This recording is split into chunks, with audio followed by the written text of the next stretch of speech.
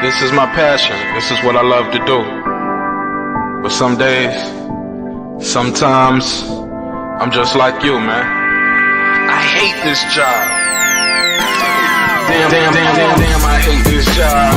Damn, I hate this job. Damn, I hate my job. Damn, I hate this job. I'm just like you. Damn, I hate this job. Man, I hate this job. Man, I hate my job. From a good dream I wake, sun rays on my face, planning out my day, hoping this ain't the one that I catch a case. I feel so good, I feel so straight. My manager keep calling me saying, hurry up, you late. Hurry up, you late. Y'all, man, I hate this job. Man, I hate this job. Been trying to play it cool, but it's hard to play it off. I've been hanging on to this bullshit, cause my car still ain't paid off. I know I'm on my way up, my boy just got laid off, so y'all, man, I hate this job. Man, I hate this job. These hoes here so ratchet, these niggas here so sneaky. Y'all don't even really pay enough for y'all to only pay bi-weekly. I'm trying to double up my cash, take this job, shove it up your ass. Yo, man, I hate this job. Sometimes I wanna say, walk in and slap my boss. This shit is getting hard. Damn, I hate this job. Gotta make it out of this struggle, bruh. And I don't really mean to take it out on you. You just a customer, but damn, I hate this job. Damn, I hate my job. Damn, I hate this job. Damn, I hate my job. Damn, I hate this job. Damn, I hate this job. Damn, I hate my job. Damn, I hate this job. We're the reason why your stockholders always stay afloat. Yet I'm asking, are they hiring? Like everywhere I go, schedule will say 9, but I think it's fine if I clock in at 9:04. I work 40 hours a week plus overtime just to be bro. So y'all, man, I hate this job. Hate that I applied. So much has transpired since the day that I was high. Told me I could advance, but you were telling me lies. Gotta give your notice before I quit, but you don't say shit right before I'm fired. Damn, man, I hate this job. Sometimes I wanna say, walk in and slap my boss. This shit is getting hard. Damn, I hate this job. Gotta make it out of this struggle, bruh. And I don't really mean to take it out on you. You just a customer, but damn, I hate this job. Damn, I hate my job. Damn, I hate this job. Damn, I hate my job. Damn, I hate this job. Damn, I hate this job. Damn, I hate my job. Damn, I hate this job. You and your procedures, you and your protocol, you and your policies, none of that shit don't apply to me. You and your quotas, you and your standards, you and your 2 sick days a year. Y'all niggas bananas. Wonder why the postman's posted with hammers, going postal with Popo on camera. His wage got him enraged, stressed out, it's hard to maintain. He flips the middle, grabs his. He said, if you don't get the picture, I quit, you ain't shit. Mother, man, I hate this job. Sometimes I wanna say, walk in and slap my boss. This shit is getting hard. Damn, I hate this job. Gotta make it out of this struggle, bruh. And I don't really mean to take it out on you. You just a customer, but damn, I hate this job. Damn, I hate my job. Damn, I hate this job. Damn, I hate my job. Damn, I hate this job. Damn, I hate this job. Damn, I hate my job. Damn, I hate this job. Look, man, I hate this job. I put my pants on one leg at a time, just like you. I'm out here trying to take care of my family. Damn, I hate this job. It's not always glamorous, for real, but I do what I gotta do for me and mine, you know? Damn, I hate this job. Damn, I hate my job. Damn, I hate this job. Damn, I hate my job. Damn, I hate this job. Damn, I hate this job. Damn, I hate my job. Damn, I hate this job. Damn, I hate this job. Damn, I hate this job. Damn, I hate my job. Damn, I hate this job. I'm just like you, nigga. Damn, I hate this job. Man, I hate this job. Man, I hate my job.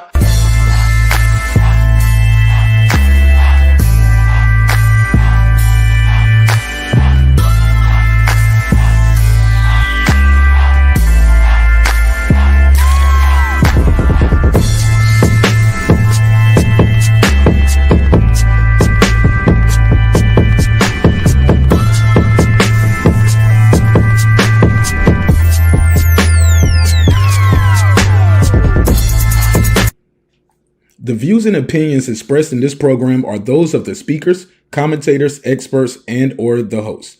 They do not explicitly nor necessarily reflect nor represent the channel's policy or the views held by the channel or broadcaster. The broadcaster or its channel cannot be held accountable for all or any views expressed during the program. Basically, if I didn't say it, don't come for me. You come for the person who said it. And please don't sue me for somebody else's words. With that said, let's start the show, motherfucker. This that squad side.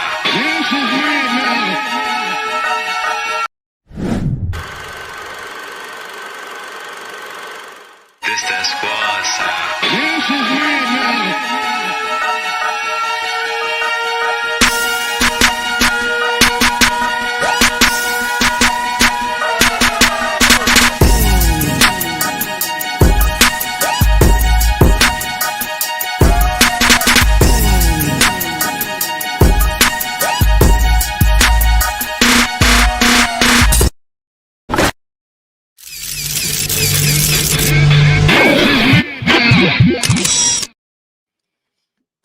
Check 1 2. What it do?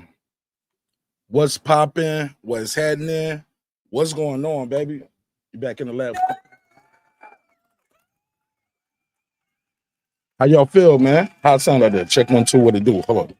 Yeah. All right. What's good, man? Let me turn this mic down some. How y'all feel out there? Let me turn this up and turn it down. How y'all feel, man? What's good? What's really good? Kaz, what up? Drumming for life. What up? Just Jay in the building. What's popping, man? How y'all feel? Y'all ready to have a good time? Say yeah. Gotta talk about it, baby. I know y'all seen this shit going on today, right? With Cam and AB. Shout out to Drummond. He said, feel great. That's good. We got to talk about it, man. I got a survey in the chat. I want to know who was wrong here, who was wrong, who was right. And I think some people will say the easy answer is Camron. Camron was 1,000% right, and AB was 1,000,000% out of pocket.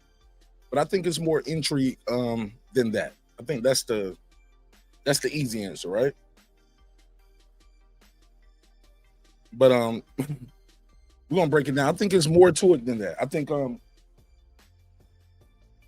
think sometimes you have to know who you're dealing with. You have to know their vices. You have to know what gets them going. But also, too, you have to know when to take a step back, right? And it says what role you might have played in this going down.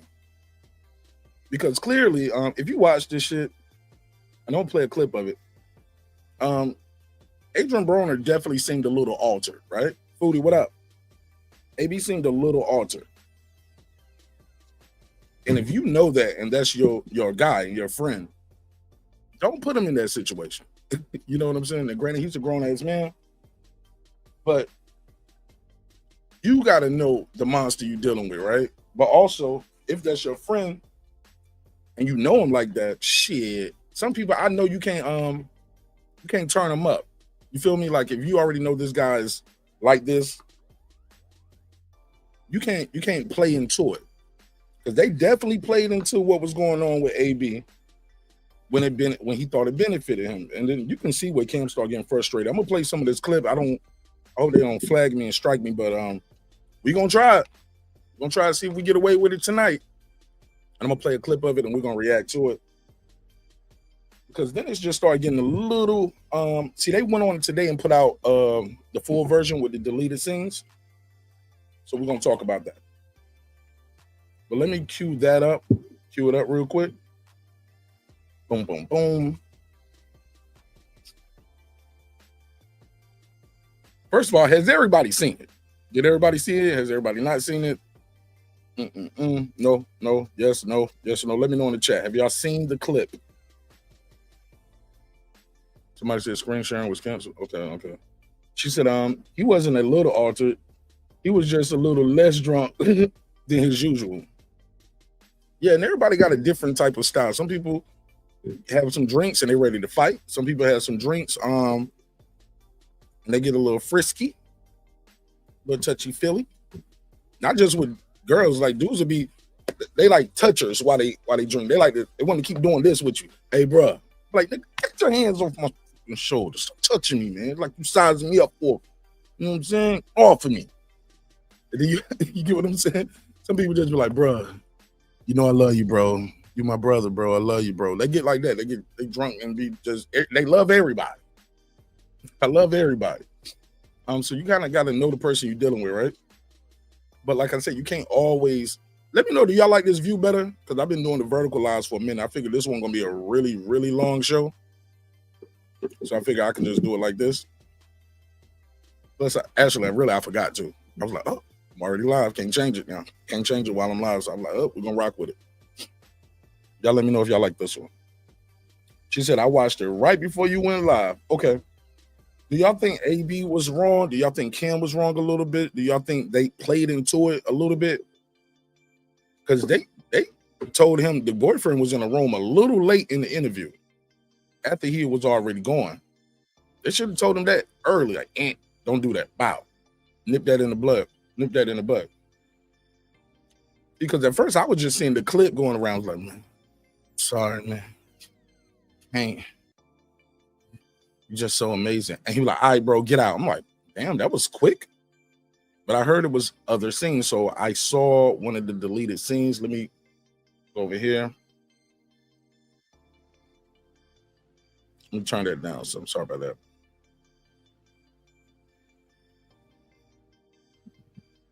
All right, so let me skip ahead. I'm going to share the screen so y'all know what I mean when I say these things. Lake, what up, bro? He said, what up, though? He said, this and Dame Dash at Breakfast Club. You think I need to go in on that one, too? Let me know. Yeah, I only seen that one clip of that one. I didn't see the whole interview. I didn't watch the Breakfast Club in a full episode, and I don't know how long, bro. I can't think of the last time I watched a full episode of Breakfast Club. Okay, so let me skim through this a little bit. All right, so boom. So they got AB on the show. I'm not gonna play the whole thing, but I'm gonna just play the parts that are integral to us making this conversation. So it starts off with them. This footage is courtesy of It Is What It Is. They had Adrien Broner on. Shout out to everybody who's here early, man. If y'all do me a great favor, man, and just tap that like button on the way into the room, it really means a lot. Jazzy Funk 22, what up? Killer Cam. Somebody said he was sounding like Terrence Crawford. I'm sorry, man. Oh, Terrence Howard. Hey, man, I'm sorry, man. Hey, man. Smitty, tell me this shit fell out your pocket, man. Desmond Martin, what up? He said, Broner is wrong. Of course. The room was easy to read, and they gave him multiple chances due to Goofy. I feel you. Bear with me, though. Bear with me. I think there's more intrigue to it than that. We got a special guest introducing AB. All right. Hey, man, this shit crazy. I ain't gonna lie. I did not know I was gonna be on the show. All right, stop right there. Now it's time to leave. You get what I'm saying? Like, that's the, hey, look, hey, Desmond, that's a bad sign right there. The nigga don't even, why you don't know you supposed to be on the show? How you not know that? So we just freestyling the guests? And I saw them put a post up and say, this is why we don't let anybody come up here. Any and everybody come up here. You chose AB to come up here. All right, but let's continue. Watch this. But y'all good. Y'all got me. Y'all good. Y'all got me. No, we got something for y'all. We got some change. You know, I keep saying with me. You know, your service. You about to say some change, but we got some cash. You said we got some change. I get it. You don't want to call it change, like you're a junkie or something. But you got some cash. He was like, I give you some for coming up here. So clearly this seems like this was not planned. This is kind of last minute. Right? Stick with me. It's more intriguing. This is not pause beer for free. Absolutely, bro. Okay, we know your time is money, man. Okay. But I know we usually start with football, but I want to start with the fight on Saturday. Do you mind starting with that murder? We went over it yesterday, but being that we have a champion in the building, especially a Cincinnati champion, one of my Ohio brothers. Y'all know what's crazy though? Yeah, y'all know why I fuck with Terrence though? So you started talking about why he fuck with Terrence. Damn, this shit gonna make me tear up. He went to my coach's funeral. He sound like he's already a little saucy, bro. That's just me. I don't know about y'all. Does he sound a little saucy to y'all? But somebody put a drink in the chat. Somebody put a drink in the chat if y'all think he sounds saucy already. I do. Man. Well, I'm 10, man. I'm gonna throw a drink in the chat. I'm gonna throw a beer in the cup. A beer in the chat for 8B in the chat, man. Y'all let me know how he sound to y'all. Y'all think he sound a little drunk? Somebody copy and paste that beer. Or put a wine glass or something. Y'all think he sound a little drunk? Already? Yeah. Foodie threw a shot in there for him. She gave him a shot. I gave him a beer. He'll make a Boilermaker with it. But let's go. Bro, I don't go to funerals. He went to my coach's funeral. So I'm forever embedded with him. He a good nigga. That's what's up. She gave him 8 glasses of champagne. Just Jay put what he really had in there. She put about 5 glasses. 2, 4, 6, 8, 10 glasses of champagne. Damn. All right. So he said he rocked with Terrence because Terrence went to his coach's funeral, and he's like, I don't even go to funerals. Let's go. Actually, no, this ain't. Yeah. Did you see the fight going that way? Hey, look, now just now, I don't know if y'all heard it, but I heard him say, He looked over at Stat. On Saturday night. Did you see the fight going that way? Because it looked pretty one-sided from beginning to end. I mean, Canelo got some rounds in, but did you think the fight was going to go the way that it did? Of course, he got. Okay. He said he got all the tools. He just like Floyd. He got everything like Floyd. So what do you think of? Yeah.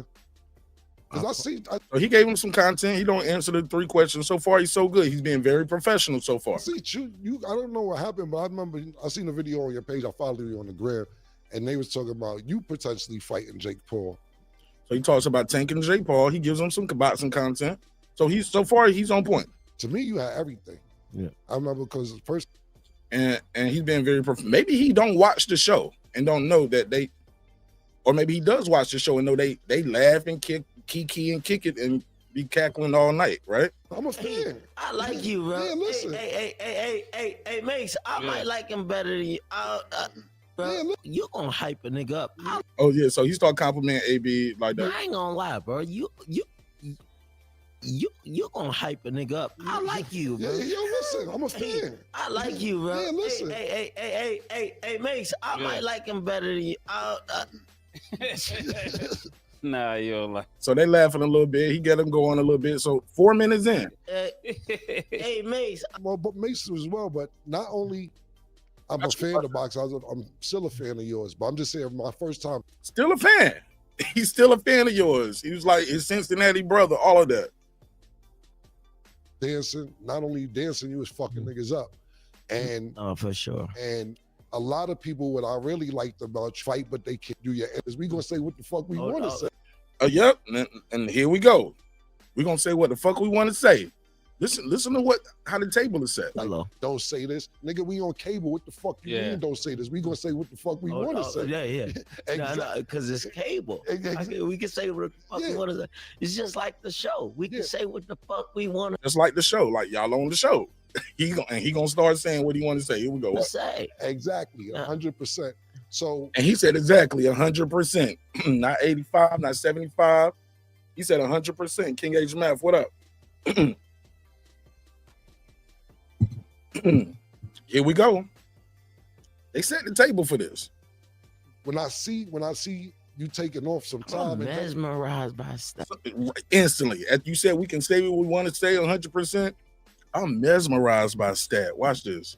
When I see you taking off some time, I'm mesmerized by Stat. This nigga here, bro. I did not know you looked that good in person. Thank you.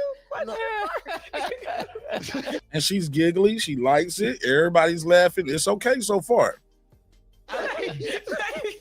Because why does everybody tell me that? Like, I don't know how to take that. Now It's you like, gassing it? No, Yeah. no. It's just like if somebody tells you that you look better in person than on camera, then it's like, damn, do I look bad on camera? Like No, you would I'm think Nah, she's pretty on camera. that about yourself too. No, but you look so good in person. Thank you. For I real. appreciate that. Hey, what Oh, she said thank you. I appreciate that. And they left it alone.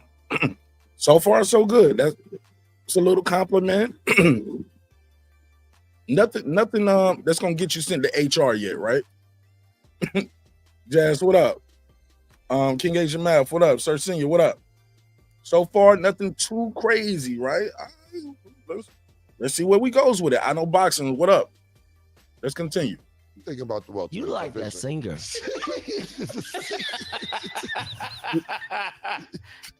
I don't even know if that was that funny, but they're just laughing their ass off. They playing into it.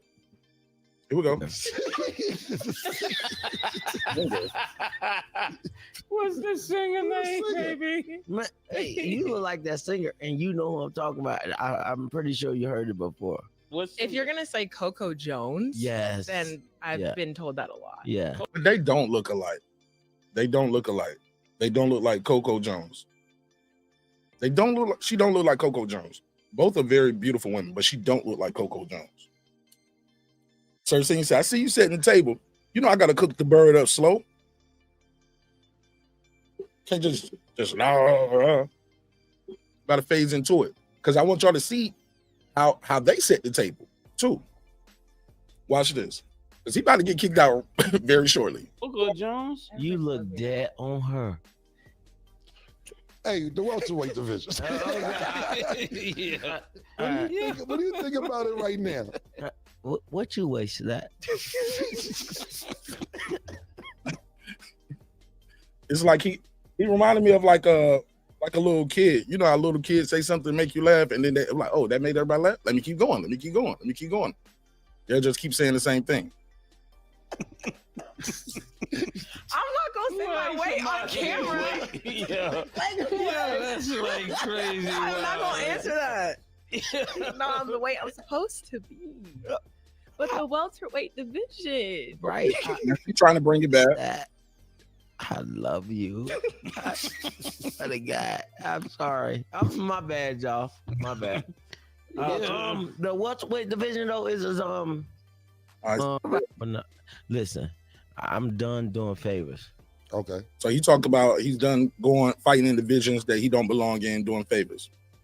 Yeah, we'll be at what the thing is. It was like his next fight gonna be at 140. This, that, and the third. Who you saying fuck? What niggas you saying fuck you to? Everybody. Okay, got you. Fuck them niggas, man. 140. I got that body. And he was talking about everybody at 140. So Mace was about to look him up. Adrien Broner. They asked him his top guy that he want to see at 140 or who's the best at 140. He says his name 3 times.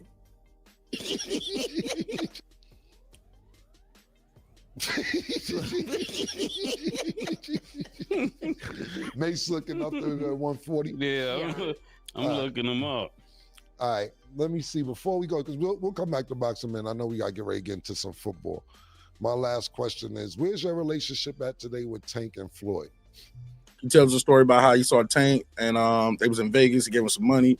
He pulled up behind Tank. They kicked it all night. And Tank, before they dropped him off, he said he gave me every dime he had in his pocket, which is something he used to do for Tank. His relationship with Floyd, he kind of left it blank. Y'all at the TV show 25-8, all that shit. I know that's your. Awkward silence. He didn't want to. Okay, we can move on to football then. Stat. Oh my God. Just that. Let's do the football. I guess that answered the question about Floyd. Okay. Well, you ready for football? Stat. Today we are joined with our analyst. Listen. All right. You know, y'all want to know what's crazy, bro? I really love that nigga, bro. Hey. Talking about Floyd. I love him, bro. All right. You know what I mean? Our relationship probably not be the best, but I can really sit and say that I love the nigga. That's what. Definitely sounds like he been up all night. So I'm pretty sure. So I know the real static though. What is it? What's the real static? Stat. I think you. Now this time nobody laughed. I laughed, but nobody laughed this time when he said stat. Stat. No laughs this time. I think you deflect when I ask a question you don't want to answer the stat. And try to go to stat because you don't want to answer the question. If you don't want to answer the question, it's cool because you presented it because we was going to move on, but then you. Nobody said nothing. Notice that? So they picking up what's going on. All right. So he's said, I know the real static. So there you leaving a cliffhanger. I guess, can we talk about the real static or do we need to move on? I mean, Does that mean move on? See, and I get it. He's deflecting. He is deflecting. Talk about there ain't no commercial breaks, but Yeah, it's man. okay. It's all right. I would never. I mean, you know, I would never do it. You know what I'm saying? No, I get it. I understand 100%. Sometimes some things don't need to be said, but you said what you need to say. So I understand. I mean, we'll talk though. Yeah. We'll talk. We'll Right. talk. All right, let's get it. So now we got to talk football. So y'all know. Now this is where things go left. So they're gonna transition and go to football. They're gonna bring in their analyst from I forgot her name, Aria. It's gonna be like, Aria, is that a real background? Is it looks kind of fake? Blah blah blah. They just talking and he's gonna interrupt while they talking and say something to Aria. And that's when they're gonna that's when they're gonna cut and we're gonna have a hard conversation with Adrien. Cam, I ain't gonna lie though. Conversation. Okay. So Okay, hold on. So you're gonna OnlyFans is What? not a chance for you to do that on camera. It is video chat, but just have some decorum when you book. But we've had some really good conversations, Okay. so looking forward to the next ones. Hey Cam, I ain't gonna lie though. If that's Arabia, I'm Saudi. I've never See, they laughing. This is so far. So now he flirting with her. You just joking. It's okay. heard that before. I've never heard that. I think it got balls. Yeah. I said Aria, or this Arabia. Her name is Arabia. You Arabia. I'm sorry. That's new. So far, so good. She's like, what up? Yeah, she's smiling off that. That's balls right there, though. Yeah. I see why you was. I appreciate that, T.Y. Yeah, it's Arabia. I said Aria. I don't know what the hell I'm talking about. Okay, but it. Okay, let's go. Or maybe he's Saudi, but the Jaguars lost to the Bengals 3. If you think about your top 4 quarterbacks, put Joe Burrow Wow. in that position. If you Okay. think about your You can hear him saying, okay, like his mic is not muted. Y'all should just mute his mic because he's still talking while she's talking. top 4 quarterbacks in Joe Burrow, and whatever, they have some sort of run game, they have some sort of defense. Joe Burrow does not, and it's been a problem since last season. This season, through 2 week back hits, they are 30, are the second of Chase Brown, allowing Bell top inevitable, just receiving. That's right. I'm a Cincinnati Bengal fan too, so you got it first. Okay, so they cut it. Okay, this is not the right version. Damn, I feel bad. Let me go to the deleted scene one. I'm gonna pick it up from where we left off because they did have the deleted scene.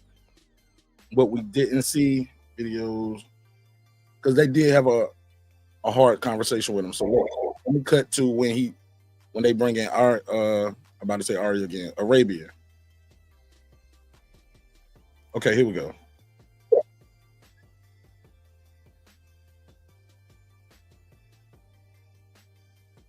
She was like, "It's all right." she was like, "It's all right. I get it." I'm saying. No, I get it. I understand 100%. They're gonna Yeah, move on. talk football. So here we go. This is when it happens the first time. Thank you so much. Having good That's what's up. Arabia, is that Look, he gonna say, "Hey, Stat, why May's trying to talk to Arabia about her background?" chats. I feel energized and ready to talk about week 2. That's what's up. Arabia? Is that a real background? Hey, Stat, could you stop Yes. Can you stop smiling? You Arabia. She was like, "Yo, can you stop smiling?" And Stat is telling him, "Hey, look, Arabia's talking. Don't relax." Yeah, it's- Nah, yo, bro, some G, yo, bro. And this was Cam's gonna say, "Cut." Cam said, "Cut." Hey, bro. Hey, cut that shit out. Look, her boyfriend right over there. some G shit. We gotta Oh, have boyfriend here, yo. alright. He's on some G shit, yo. We got Bro, some G, yo, bro, some G shit. We gotta Oh, have boyfriend here, yo. Oh, shit. I My told bad. you that. My bad. her boyfriend is here. He said, I told you that. My bad. Like it's all like pause the show for a minute. Like I love your energy and the shit. My bad, Not my your bad, my energy bad. good, My but it gotta be a limit with it. You know what I'm saying? Right. You know what I mean? Cam said, I don't want to get sued on some Me Too shit where you are harassing the worker up here. I'm paraphrasing, but that's what it seemed like.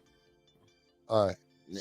And he's gonna tell the guy, all right, keep rolling. Let's go back to rolling. And trust me, I love you. You know you my brother. I'm just saying This is his brother, and he love him. Now watch what Cam does after he kick him out, though. it's cool, but her boyfriend Nigga, here. Cam just checked me. Nah, you my brother. I'm just saying, like, yo, what type of brother? put What that type on- of brother nah, I'm gonna nah, be put if that- her boyfriend here and you, like it's of course you know stat look good, but it gotta be a limit, bro. Okay. You know what I'm saying? I gotta stop that shit. It's like his eyes keep cutting over at her boyfriend too. Like, yo, what kind of brother would I be? She like my sister, and her boyfriend is right here, and you just keep doing that. It got to be a limit, right? Of course you know stat look good, but it gotta be a limit, bro. Okay. You know what I'm saying? I gotta stop that shit. Yeah, it's all good. All right. All right, sorry about that, Nick. I'm all right. All right, sorry about that. And I guess Nick is the boyfriend, or either he's talking to the producer, like, sorry about that for stopping the show, or talking to her boyfriend, Nick. Stat got an orange photo. Stat didn't even say she had no boyfriend the whole time. Should she have said that? Or is it not her place to say that? Or is Cam in the right for saying this? Somebody said, he fucking up the flow of the show. Cam is right. He's using her to deflect. Yep. Okay. I don't about to say, yeah, he's ruining the flow of the show. Cam is getting tired of his nonsense. Oh, yeah. Watch this. All right, sorry about that, Nick. I'm all right. All right, sorry about that. And I ain't trying to. Nigga, AB sounded super drunk. He's like, sound like Eddie Kane Jr., but go ahead. About that, Nick. I'm all right. All right. Yeah. Sorry about that. And I ain't trying to come at you, but that's my sister too. So, Yeah. all right. I'm not- All right, yo.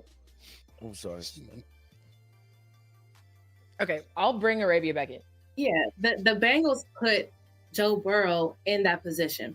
If you think about your top 4 quarterbacks in the league in no particular order, most people have Patrick Mahomes, Josh Allen, Lamar Jackson, Joe Burrow, in whatever order you put them in. 3 of those quarterbacks have some sort of offensive line. Okay. They have some sort of run game. They have some this sort part. of defense. Joe Burrow. Let me skip this because she's going to do it again.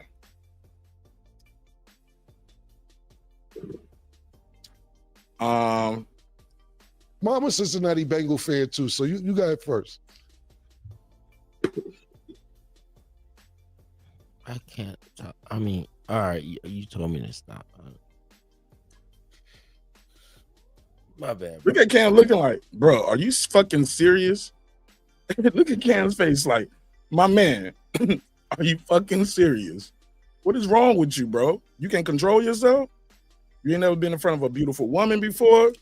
You don't respect me, my show. You don't respect my co-host. You don't respect my guest, my moderator. You just want to do what you want to do. Look at Cam's face like, oh, you think I'm bullshitting? Maybe he didn't want to talk about football. But We said Mama Cincinnati Bengal fan too, so you got it first. he was about to say stat. He was like, I can't talk. I mean, all right, you told me to stop. My bad, bro. You're amazing. All right, hey, we gonna have to actually go, my nigga. get the fuck out of here. Yo, that's how I need to start kicking niggas off the show. One and done. One and done. He was like, Ken was like, all right, you got to get the fuck up out of here, my nigga. Take this $2,000 and get the hell up out of here. I'm gonna pay you for your time, for being here. That nigga can't pull out the appreciate bank bag. Pull out. I love you, my nigga. I'm not doing it Love him? again. Yeah, no. He's like, yeah, I know you're not, because I'm kicking you up out of here. For being here. I appreciate you. I love you, my nigga. I'm not doing it again. Yeah, no. I can't. I asked you the first time. I don't have no problems with you, but I'm gonna pay you for your time. But you can't violate, bro. I told you that. I'm not, though. I'm not. Nah, I told you niggas boyfriends in here. You know when my brother Oh, and shit, all that. my bad, bro. My bad. Nah. But I appreciate your time. It's me. Well, if you want to wait for us outside, you could, but I'm not going to sit in and not value your time neither. 6, 7, 8, 9, 10, 11, 12, 13, 14, 15. That's why I love you, Cam. You a good nigga, man. Like he gave him about 2,500. Look how he throw that shit down. He threw that damn headset down. Cam mad as fuck. He was like, look how he looked at his man up there too, like, bruh.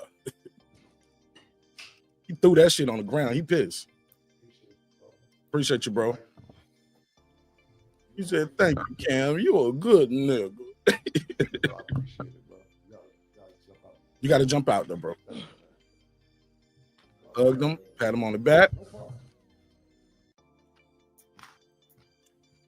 And he's being kicked out of the studio. Pull your pants up, baby.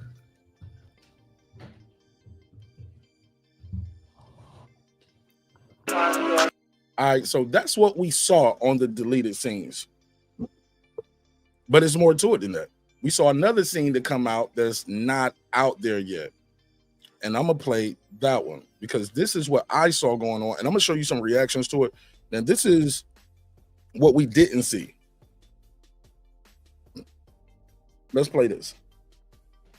I'm going high. Say that again. I'm sorry. Let's take that over. Yeah. Yeah, Adrien Broner, I guess he tried to talk. They say he tried to talk to Cam through the studio window after being kicked out, and while Cam kept violating him. But what we heard Cam say, hey, look, if you want to wait outside, wait outside. You told the nigga to wait outside. Like, you want to wait right there outside. We'll talk after this. I'm going high. Say that again. I'm sorry. Let's take that over. Yeah. Nigga, I was looking at You're people. good. I'm sorry. I'll do it again. 5. Somebody, this nigga want to talk to me. And nigga, you a alky, nigga. I don't want to talk to you, nigga. I just needed you for entertainment for the show. Fucking junkie. Woo! Shots fired! Shots fired! I thought that was your brother. I love you. What happened to all of that? You just told the man he was your brother. You love him. It's all good. We can just talk afterwards. And then you telling the world he's a fucking junkie. You're an alky. I don't want to talk to you. I just use you for entertainment and content for the show. That's what he said. Let's play it again. I'll do it again. 5. Somebody, this nigga want to talk to me. And nigga, you a alky, nigga. I don't want to talk to you, nigga. I just needed you for entertainment for the show. Fucking junkie. Good, man. My bad. No, you're all good. 5, 4, 3, 2. Welcome back. Wow. Shots fired! Shots fired! Fucking junkie. You're an alky. I don't want to talk to you. I just needed you for entertainment for my show. Yeah, I'm sorry. Let's take that over. Yeah. Nigga, I was looking at You're people. good. I'm sorry. I'll do it again. 5. Somebody, this nigga want to talk to me. And nigga, you a alky, nigga. I don't want to talk to you, nigga. I just needed you for entertainment for the show. Fucking junkie. Yeah, man. My bad. That's brutal. What happened to the brothers? I thought we was brothers. He called him his brother, said he loved him, all of that. Told him to wait outside, said we can talk after this. He didn't say, hey, look, go ahead, man, go and get some rest. We'll talk tomorrow, bro. Hit me on the phone later, bro. We'll chop it up later. You told him to go outside and we'll talk later. See what I'm saying? So I think it's a duality to this where I think it's easy to point all the blame at Adrien Broner. But if you see how they set the table, y'all had just said, hey, look, we can say whatever we want to on cable TV. He was like, yeah. And he was like, yeah, like the show, like almost like this show on YouTube. We can say whatever we want. Can reply 100%. Immediately after that, we start flirting with Stat. It's like y'all open the door to it. You know what I'm saying? Niggas can make jokes about pause all day about niggas doing homo shit, but him flirting with a beautiful woman seems to be an issue right here. So I don't know. What's up, Al Money? So I'm gonna play a couple of reactions to it, and I want to know what you all think. And I'm gonna drop the link. He said he was pissed. I get it. I know about to say, whoa. After he just said we love him, and yeah, that's fake love. He said we blacks show to each other. He said that's fake love that we blacks show to each other. Yeah. T White said, man, this shit was almost unbelievable. This is definitely going to do views, but super embarrassing for AB. But what's new at this point? Yeah, unfortunately. King Asian Man said, just hand over the whole bag, bro. Hand over the whole bag. Now, I don't know what he got in that bag. And whatever he got in that bag, Adrien Broner damn sure don't deserve all of it. He probably deserved that little $2,500 that he got, if that. Foodie said, Everyone there is grown and getting paid to do a job, and he was ruining the show with his BS. It's probably going to be one of the most viewed episodes they had in a couple weeks.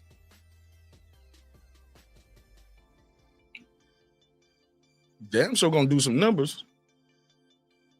So I guess it did work. Whatever he was doing, somebody said, "Go Birds." You get what I'm saying? Somebody said AB should have let them hands go. Brim said AB is sad, definitely. Is what Drummond for Life said. So I saw this reaction going around, but y'all get what I'm saying? Am I tripping? Y'all was just talking about you can say whatever you want to on cable. He was like, just like the show. And then immediately he started flirting with the girl. Everybody laughed. I didn't know you was this pretty in person. And everybody kept laughing. Then he kept going back to it. Now, granted, once the man told him to stop, I get it. You said stop, but she didn't tell me to stop. And if you a guy like Adrien Broner, you've been knocking niggas bitches for years. So her boyfriend over there, nigga, what he gonna do to me? She ain't telling me to stop. She ain't say she got a boyfriend. See, it's a duality there that people don't want to address. Because a dude like Adrien Broner has definitely took people's girlfriends before while their boyfriend was there. Girls be choosing. Girls be choosing. So let's play this clip over here. I saw my homie over here, Doc Holliday. Shout out to Self Talk. Self Talk had a clip, and I'm gonna play it from over here. I don't know if I can play this nigga screen over here. I don't want to do that. Bear with me, yo. Pardon. Let me do this real quick. Shout out to Doc Holliday. I'll just play the screen. I don't want to show it though. So I'm gonna play what Doc Holliday had to say. Let's do this. I'm gonna pay you. Okay, here we go. Called out. Be sure to hit that like, subscribe button, hit that notification. Shout out my boy Self Talk. Bell. Stay up to date with all of my current YouTube videos. Peace.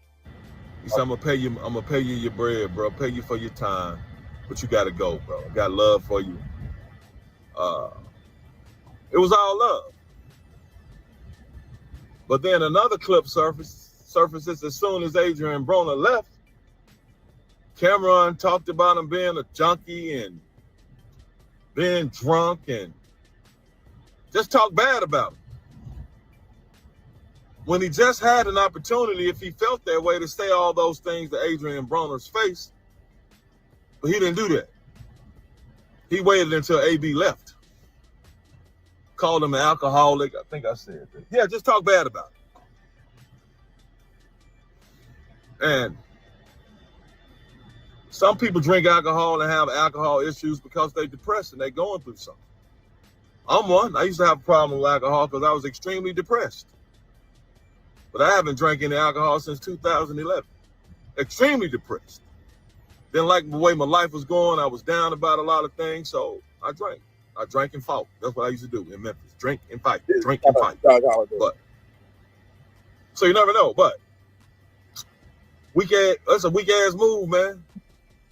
You wait till the dude leave to try to yank on him like that. When you just had an opportunity to tell him how you felt when he was right there. But those are just my thoughts. All praises to the Most High. Oh. Adrien Broner. All right, this Ed Memphis. I hope this message get to you, bro. I want you. This is now, before I play that, what do y'all think? Holiday, do y'all agree with what Holiday said? Like, bro, AB was just right there. You could have said all of that to him, like, man, bro, get the hell up out of here. I don't want to talk to you. You're fucking junkie, you're alcoholic. I just use you for content. He's right there. What we heard instead was, I love you, you're my brother, this, that, and that. And it's very possible in that moment, that's what Cam felt. Like, yo, you're my man, you're my brother, I love you, yada, yada, yada, I'll talk to you later. Once you start being even more annoying, after that, you're like, you know what, man? Fuck all of that nice shit, bro. Let me kill it. let me get back on my Harlem shit. You know what I'm saying? Cam got all this Harlem shit right after that. Maybe he was gonna let it go and not say nothing else. Once AB kept going, that's where we at with it. Casual Bass Guy, what up? Pittsburgh T. He said he falling out over a woman. That seems to be the red line. Then you seem, he said, then you seem to be trying to talk trash about AB in front of the same woman to impress her. Cam is wrong. Yeah, it didn't seem like it was that much about protecting the boyfriend or the woman's protecting her honor at that time to me. You get what I'm saying? And if you go back, it's been times where Cam and Mace wanted, or I think Cam might have said some slick shit to that before back in the day. You know what I'm saying? But let's continue. So let's go to Ed Memphis from Ain't It Man Content. This is what he had to say. You shake that monkey you got on your back and get yourself together. Quit walking around here like your career and your life is over, boy, and you still in your motherfucking 30s. The career might be over, though. Sorry, Ed Memphis. I got to put a case on that. The career might be done. Especially after this. The Tyson life fell apart later than yours. And look at him now. Tyson's 60 years old. 60. Changing the game. Because guess what? He the only in his 50s and 60s to go and make $20 million in a fight. Your life ain't over, AB. Fair enough. Get off the mat. Lock in. Kick that motherfucking bottle, nigga, and take advantage of the generational gifts that God bless you with, boy. You too talented. It hurts my heart to see you go out like that, Adrien Broner. Now on to Camron, bro. Because at the end of the day, yeah, you kept it respectful while he was in there. You paid him his money. You told him that you didn't stand for what he was doing. You asked him to stop, and you asked him to leave.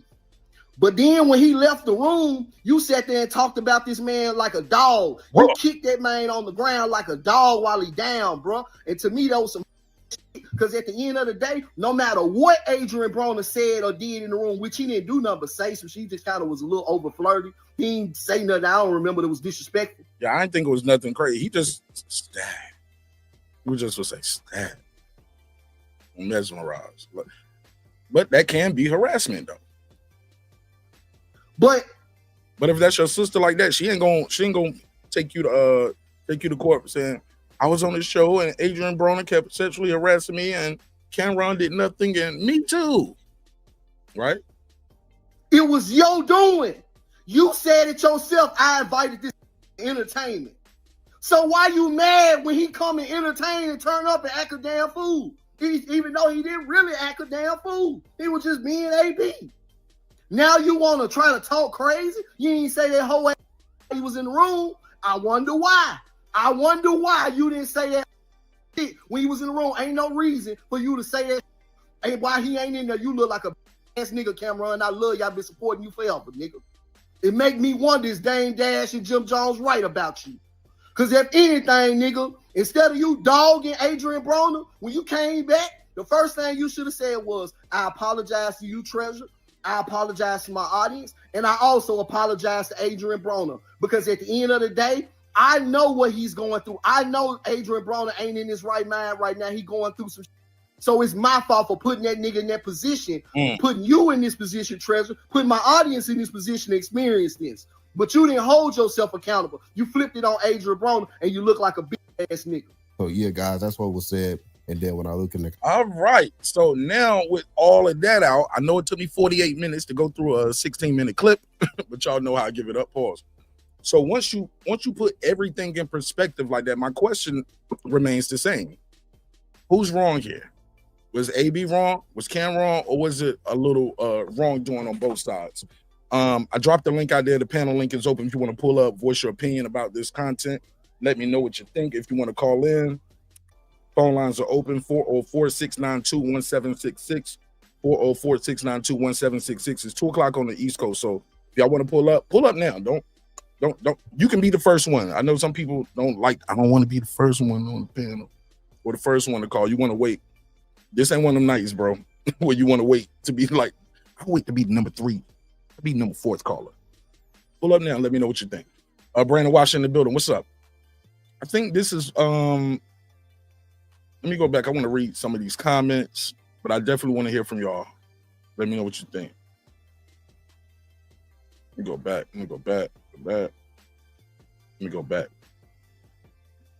Lake County. Cam is a clown.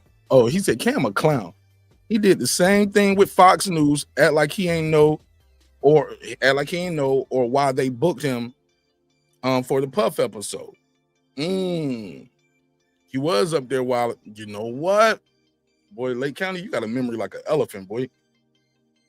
This dude got a memory like an elephant. Let me get Lake County to drop. Lake County said, I don't sleep on nothing. So you think this is the same as that? I don't know why my screen won't scroll down. Let me do the drops. My bad, Blake. I got 5 on it though. You know how we do. King Asian Mav, talk to me. What up, though? What up, Dirty? What's up with you, my guy? Talk to me. What you think of the other content? So like I said in the chat, I regurgitated. Cam lit the fuse and couldn't handle the bang. And I said that even before all the episodes came out. That person that you just had talking on the show, what's his name? So I could give him a shout out as well. That's Memphis. Say man. Yeah. Shout out. Yeah, he did on point. You on point as well. Cam knew what he was doing from the get-go. I think he wanted to win on both ends. So I'm doing him a favor, bringing him here. I'm doing him a little change, but at the same time, try to elevate himself. Like, look, I done changed because he was Adrien Broner back at. Well, he probably still is, just like the wolf in sheep's clothing. Now he done toned it down. But don't you remember some episodes of Cam being like that? Yeah, man. Okay. Cam got an episode up here that he do where they just judge women's bodies on Instagram. They be like best body, best face. Yeah. Like, right. Yeah, I seen him do that. Yeah, so now you want to persecute that man, and he intoxicated. He knew he was intoxicated coming into the studio. I mean, I'm not there, but come on, we just keeping it real, and all that. Nigga, I can smell the absolute vodka through the camera. I can smell it through this shit.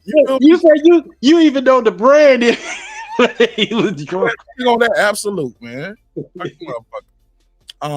Foodie said at the club is one thing. Well, when people invite you into their home, I guess you mean the show, and you're paid to do a job, that's a whole different thing.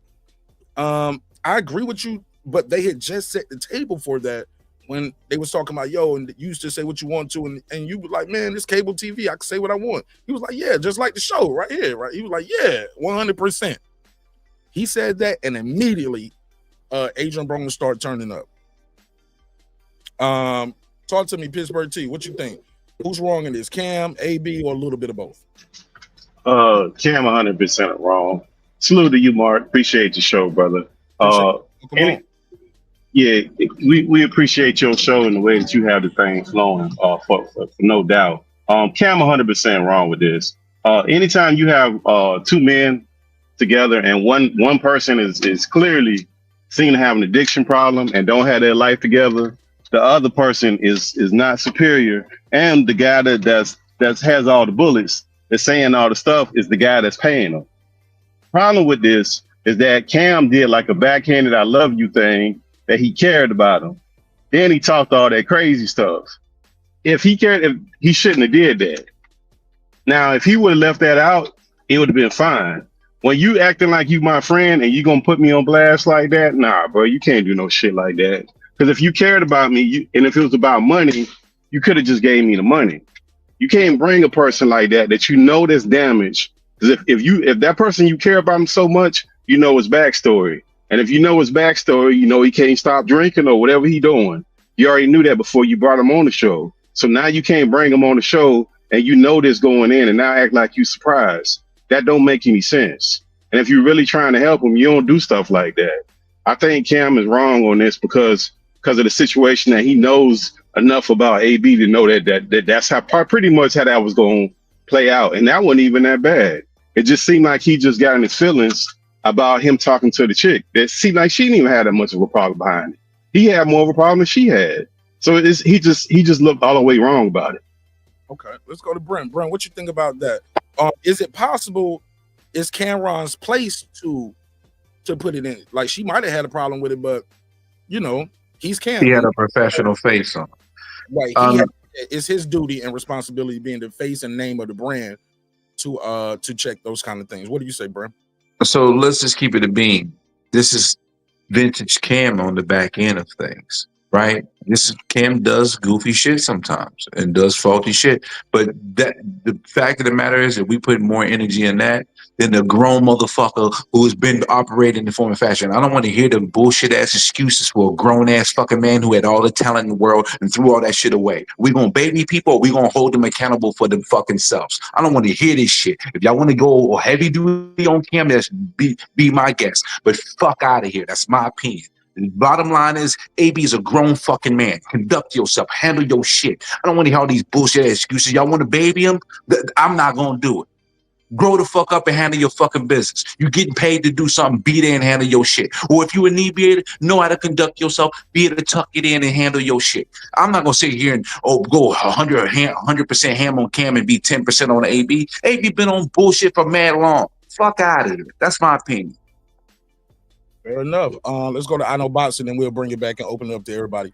I Know Boxing. Are we able to compartmentalize AB's past behavior, missing weight, and his fight performance to what happened in this one situation, or is it a totality of all the things of AB and his past?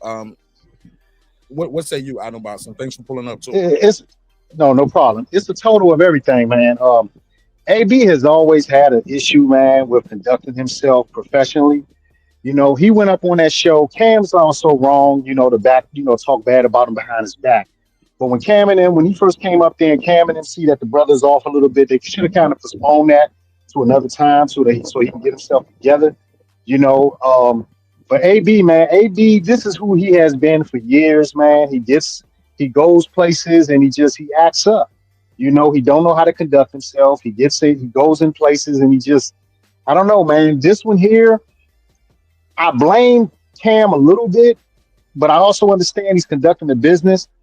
But AB, man, AB goes up there. He's doing an interview. This is a chance to get back in the public. He's supposed to go up there the right way, man. You don't go up there high. You don't go up there drunk. You go up there. You let the public get to see you again so they can start supporting you and supporting your fights and stuff. I just think AB dropped the ball. Now, Cam talking bad about him behind his back was wrong, And as far as the female, I don't blame her at all, man. She's there to do a job. She's not going to sit there and tell him, hey, I got a boyfriend that's sitting over there, cut that out. No, she's trying to be professional. But you could tell, what he was doing was kind of putting her in an awkward position. And Cam had to step up for that. Yeah, I believe so, man. I mean, her boyfriend sitting there, here's this other guy just keep trying to flirt with her. You know what I'm saying? And she really can't say nothing because she's trying to be professional. You know what I'm saying? She's at her workplace. And then she don't want her man to really step up and try to check AB. So Cam did the right thing to try to, to shut that down. But he shouldn't have talked bad about him behind his back. If he was going to say all that to his face.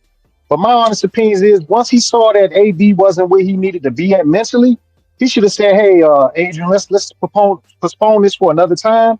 And, we'll bring you back on, man. That's my opinion of it. And I'm about to get on back to work, fellas. I'll try to listen and hit you later. I Know Boxing. I got one quick reply to you. What's that, brother? What's that? And I don't think they planned the show that way. I think it was on some I just saw you. And biggest shit, and I just brought you in the room. Yeah, but but hold on. You have a show. And if you invite one of us up on there and you see we kind of off a little bit, you're going to be like, you know what, man, let me get with you later because you don't want it to mess up the flow of the show. You don't know where it might go at.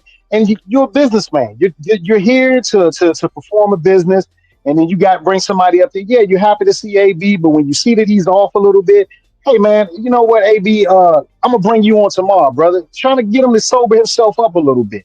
That's all I'm saying. But you brothers have a good one, man. I Know Boxing. Appreciate you pulling up.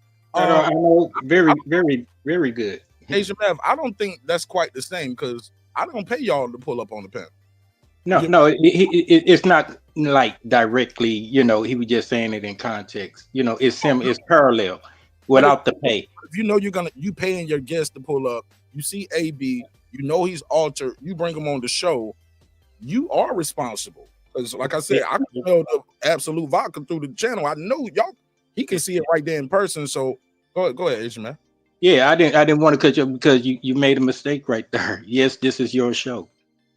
It wasn't his intentions to pay the dude. Adrien even said that, like, dang, dog, I didn't know I was coming in for all this. I'm just in the mindset, like what's his name said, keeping it being that did he get Brown. Keeping it a trillion. Cam knew what the fuck was gonna go. He lit that fuse, but wasn't ready to handle that explosion. So that was his little cleanup shit, trying to make him look good and all that shit, capitalizing on both ends. He brought that dude up there. No, he didn't bring him up there. He ran into him. Hey man, come on, get on the show. Knowing it, like you say, you smell that lick on that dude. You know this shit ain't gonna turn out right. And then as far as the female thing, I think he instigated that. He slid that in, letting it go. Oh, this me back in the day. But then he realized that it's getting a little too uncomfortable. He told him to stop. Yes, he did. But he knew that dude wasn't going to stop because nobody couldn't tell him to stop back in the day. He still did that shit on and on and on to now. It's about to be some financial liabilities to it.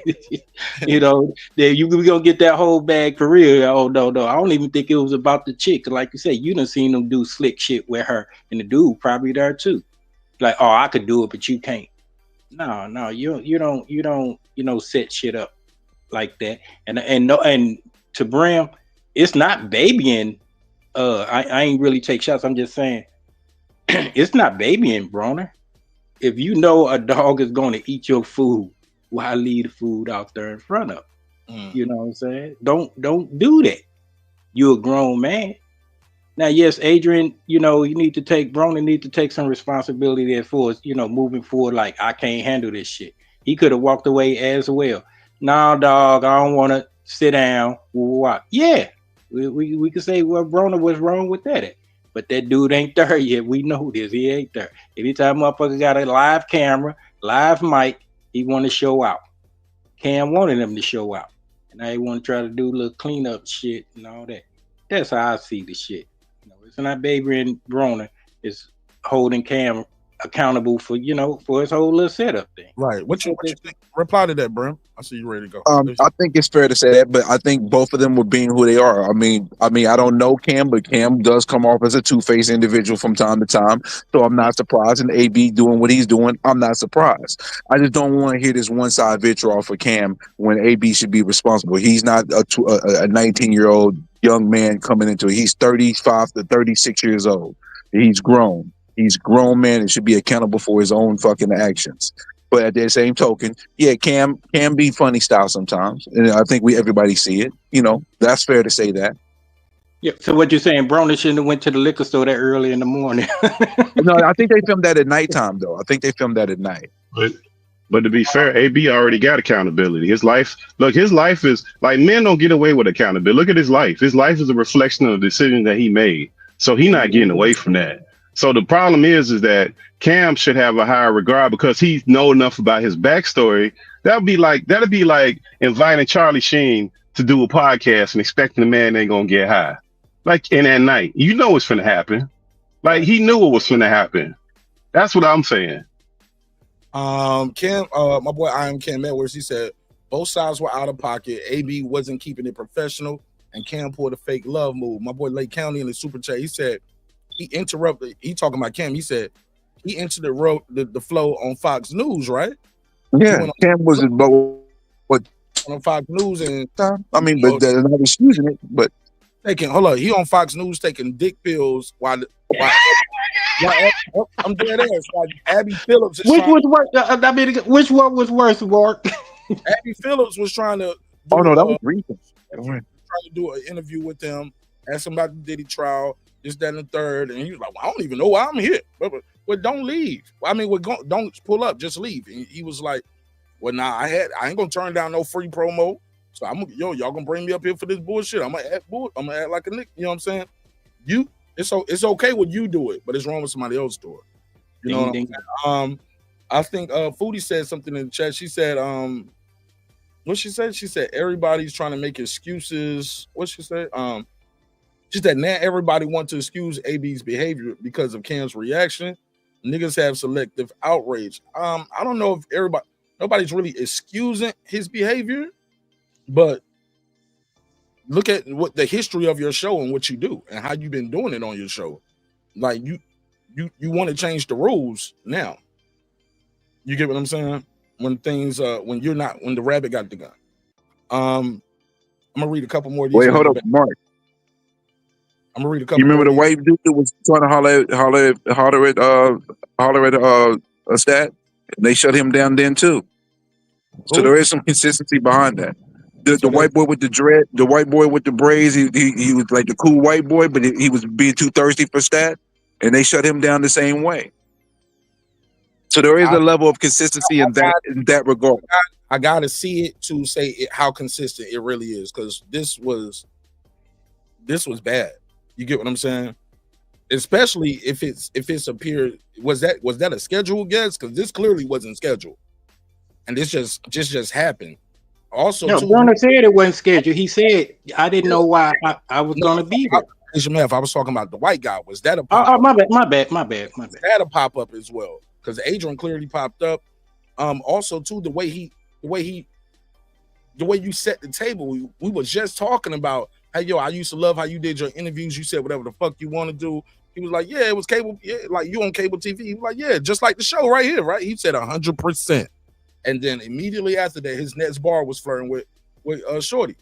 Cam has had episodes where all they do is talk about women, and like I said, like who got the best body, who got the best face, and they ranking them and rating them. Like, I don't know. I've seen like Pittsburgh T. I've seen Cam say some little slick shit to Stat before. Now, granted, I don't know if she had a boyfriend at the time or maybe her boyfriend wasn't in the room. Also, too, why the fuck is your boyfriend coming with you to work? Like, let's get that out the way. Like, bring your bae to work day. Like, I never heard of it, my nigga. Like, I wish I would have Miss in the fucking studio while I'm in trying to do what I do. You know what I'm saying? I thought you were gonna hit the Law and Order thing on that one. That one too. But there you go. Only thing about that, Mark, we don't know what they had planned. They might was going to do something after the show. I mean, that might be a little bit of an assumption. No, in regards to that aspect of her boyfriend being. Yeah, but a boyfriend ain't part of the show though. So I mean, respectfully, that's your boyfriend. He ain't got nothing to do with this show. Can't cater around your boyfriend. No more than if they brought their girlfriend up there. It's the same thing. Pittsburgh T, but he did ask him to stop 3 times before he told him, "Yo, you got to roll." 3 times. I didn't hear. Not once. He asked him one time. Like he said, I already told you once. He only asked him once. He paused it and said her boyfriend right there and stopped. That was it. He only asked him one time, not 2, not 3. It was one time. And to be fair, one time should be all it takes for a grown man to tell you, hey, you on my show, don't do that. You cool, you my brother, I love you, but this is my sister and her boyfriend is right there. What kind of person would I be if I just let that keep happen? I get it. You only told him one time though, Bram. Yeah, I mean that's weird for him to have a boyfriend up there anyways. I never. That'd be like a music artist having their wife or girlfriend in the studio with them. It's kind of weird. It don't make a lot of sense. Right. Maybe it's just. And that adding on to that, I mean, if he knew all them people was there, why bring that element to the environment? You must wanted some goofy shit like that to go on. I'm talking about Cam, that is. You got a boyfriend there, you got Stat there, and all that shit. You usually run your show. I ain't gonna say over sexually sensual, but it's like the stuff you say. You know, he be judging chicks on there and all that shit. You say, hey, this 100%. You come here, be who you are. Now you want to switch up mid show. You know, you could just say, pause. You know, yeah, we didn't invite you. We got what we needed out of you. Gone before it get too bad. We'll bring you back. Now Cam didn't do that. He let that shit roll. You know, he flex his little bag. Yeah, we're gonna pay for your time. He wasn't gonna pay him shit. I think he was gonna pay him the whole time. But he definitely, sometimes it's easier to kick people out when you give them some money to leave. I'm paying you to leave at this point. I'm not paying you. I'm paying you to get the fuck up out of here. Ding. He paid him to leave. He was gonna pay him if everything would have went good. No. I think he pays his guests though. He's known to pay him either way. He paid him either way. I just think AB a wild boy, and his life is the way everybody. He got a certain reputation, bro. That's what I say. I don't think like nobody's saying that AB should have did what he did. He did that's wrong, but I just think the expectation that AB gonna be Mr. Professional, I think that's a crazy assumption. I don't even know where you get that from with the way he's been conducting himself. I don't know why it's that surprising that he went up there and did. Actually, that's light compared to some of the other stuff that he's been accused of doing. So I don't even see what like in Cam case, you kind of open up yourself to anything, and that's all you got. You better be lucky that that's all that happened. Hey, look, I know. But hey, Foodie said she can't see the link. Foodie I dropped it 2 more times, and it's pinned at the top. So I'm shocked. I'm shocked. Hold up, bro. Let me finish some of my thought. It's pinned all the way at the top. So if you want to click the link, it's pinned at the top. If you can't click that, let me know. I'll send it to you in a DM on IG. But I just dropped the link again. Brandon Washington, what do you think about what's going on with the content? I'm an avid Cam and Mace fan, so I watch the show every day. I know a lot of y'all is casual, shouldn't be up here talking because y'all don't watch the show. So y'all don't even know the spirit of the show. Now, seriously, I think Cam did the right thing. What y'all don't realize is it's fight weekend, and that show is shot in Vegas. It's at the Wynn, I believe. I believe they shoot it at the Wynn. Correct. So it's shot in Vegas. So don't they serve alcohol 24 hours a day in Vegas? Don't they? So it ain't like, and I don't think that's not AB first time coming up there. I don't think. I think he been up there once before, and he didn't act like that. AB had been up there once before, and he didn't act like that. So when it comes to Cam, I think they had a relationship, and Cam probably saw him out. You know what I mean, at the fight, because I think that's either that night or early in the morning, 1 or 2 or 3 o'clock in the morning, something like that, something weird. So I think that he was just trying to, they cool. He was like, all right, AB, come on, man, just give us something. It's the boxing weekend, I got everybody here. Come on, give us something.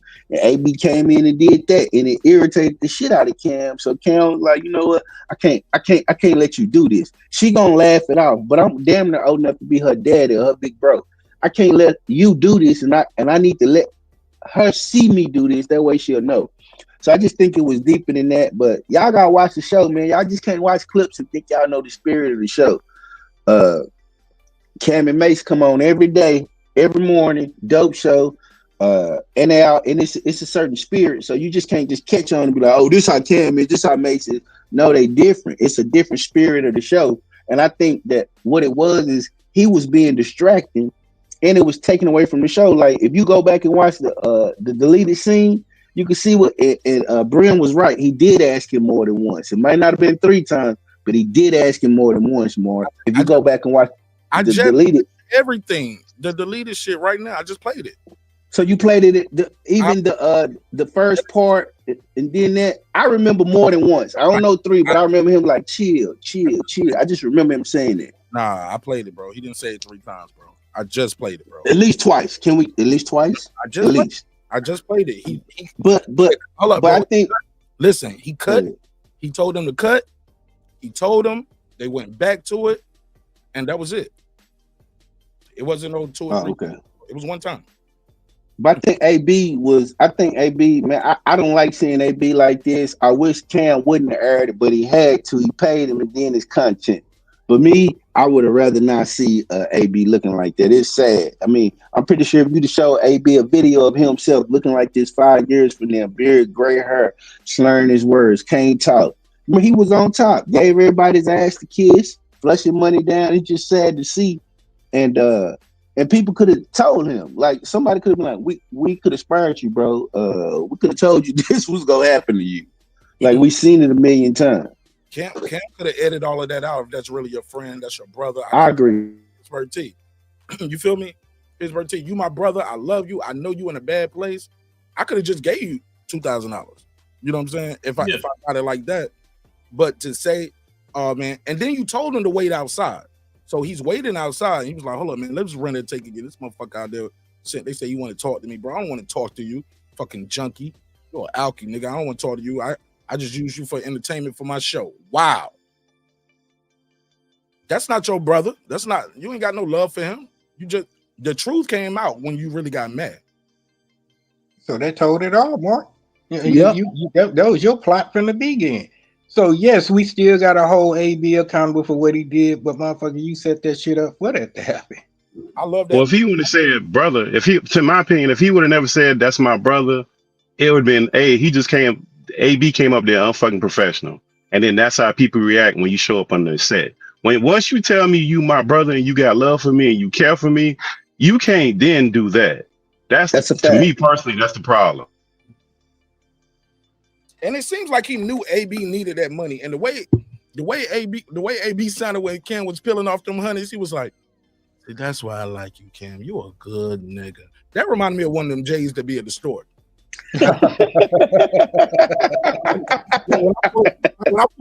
What you know about that? I pull up in that thing and I'm out there. I see somebody out there. They be like, "What's up, Nash, man? I know you got it, baby." Fresh and shit, and I be like, "Man, here, man." Man, that's why I love Mark. You going live tonight, Mark? Man, That's you know fucked up, Mark. That's fucked up, Mark. I know you got the super chat. Niggas definitely be counting the super chats on the low. They be like, "Shit, you made 20 last night. Let me get about 5." Right. You want 25%? Talk to me, Foodie. What's up? What up? So Happy birthday again to you. Happy birthday. And damn, you sounded sexy. What happened to you over the weekend? So, I'm sorry. I wanted to react. Look, AB. I'm sorry, Brandon Washington. Look.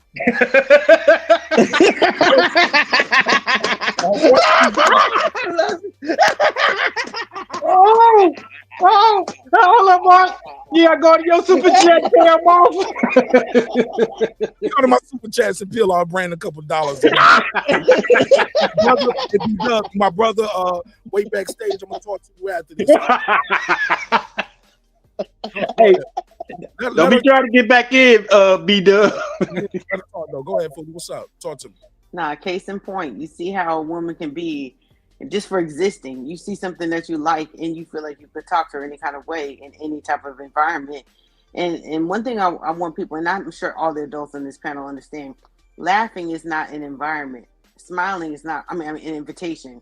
Smiling is not always an invitation. Sometimes you're just uncomfortable, especially if you're a woman by yourself. She's a female on an all-male cast in an all-male environment. So, sometimes, even though you're uncomfortable, you can't cuss nobody out. She was also at work, you know what I'm saying? And everybody was there paid to do a certain job, and you have to conduct yourself a certain way. She got to come to work tomorrow. AB ain't never got to show up ever again. So there's a certain way that people have gotten used to seeing her. And I don't understand why it matters if her boyfriend was there or not. She simply was not, in my opinion, inviting AB to continue on the roller coaster that he was on. He just saw something he liked. He felt like he could talk to her. They weren't in the club. You know what I'm saying? It's different if you're in the club. Then you can say, "Hey, man, I'm married. I got a." It don't matter anyway. If he wanted to get at her, he was still going to do that anyway. No matter what she said, if he saw what he liked, he didn't care if she wanted it or not. He was going to try to find a way to get it. And he wasn't going to stop until he found a way to get it. That's his that's the general consensus of how a lot of men behave and conduct themselves when they see something that they like. You know what I'm saying? He was being disrespectful. And as a man, Cam game recognized game. And he's like, this dude ain't gonna stop unless I stop him. He's not gonna respect her, smiling and try to be, I don't want to talk about that right now, or I'm not. I don't know if he was trying to get at her before the show. We don't know. It could have just been a continuation. But bottom line is, I didn't see anything that made him. She wasn't inviting him to say it, and she's not responsible to talk about her personal business. She might not have even wanted anybody to know she had a boyfriend. But Cam was just saying that, like, recognize game, and this is a man, respect the man that's here. But she didn't have to say that. She didn't have to say, "Oh, I have a man," or "I'm married," or anything like that. You just talk about sports, because they had changed the subject to sports. Okay. I think they came there. I'm almost done. I think they came there and they thought he was going to clown, but he was going to clown about, the sports topics that they were going to bring up, because it's a sports show. It's not a relationship show. You know what I'm saying? It's not getting at a chick show. You know what I'm saying? So maybe he wasn't ready to talk about those topics, and he just decided to deflect, and he used her, and that's wrong. So. All right, let's pass it around. What y'all think? Anybody agree, disagree? But he just made everybody kind of, men on the panel low-key feel bad because we're aggressive with women. If you're a little aggressive. Yeah, men but you just see what can't. they want, and they just think they can talk to women any kind of way. No, we don't. But, when you don't talk to them, they think you're not interested. So AB was drunk, and I don't think he gauged the situation. Go ahead, Pittsburgh T. Well, I was just gonna say the only reason why the boyfriend is significant, because you can't disrespect the man in front of his woman. That elevates everything. That changes. A man know that. And AB wasn't drunk. Maybe he didn't figure out what was going on, and Cam shut it down because he's seeing where they could go. And if that's a new relationship, you're not gonna talk crazy about no dude in front of his woman. his girlfriend, his fiance, his wife, whatever you want, whatever status they have, that goes bad really quick. And it goes 0 to 100 really fast. Everybody has seen that. All men up here to see that. So I think that's the other element. That's why that when you introduce a boyfriend or a husband into those situations, it can elevate that stuff real quick. Yeah, but AB, drunk or not, could have probably beat her boyfriend. I don't know what the fuck he looked like, but drunk or not, that nigga could have beat her up, so beat her boyfriend up. That don't matter, and there was no need to bring him into it. I'm just. But saying, it wouldn't have been nobody to beat up though. It would have been no fight to have if the boyfriend ain't there. Well, he could be wherever he want to be, and he needed to learn how to conduct himself in a professional behavior in a professional environment. That's what I'm saying. The boyfriend didn't even. You didn't need to bring that in. She was not interested, and he didn't care. And I hate the fact that sometimes you say, "Oh, I have a boyfriend." I mean, some men will respect that. Some men don't care. Some men will be like, "I'll beat your boyfriend up," or "Who cares?" or "Can I be a side nigga?" You know, I mean, people don't respect that. Yeah. Yeah. You know, they don't care. Yeah, but y'all got to remember that the dude was highly intoxicated. So if they did gave him 1,000 warnings, that shit probably went in one ear and out the other. That shit didn't register with AB. He just knew Cam, how him and Cam kicked it, and how he probably seen how Cam ran the show before, and he wasn't expecting to beat her. You know what I'm saying? We don't know. We don't. No, we don't know. Love connection. No, okay, we know what it ain't, Foodie.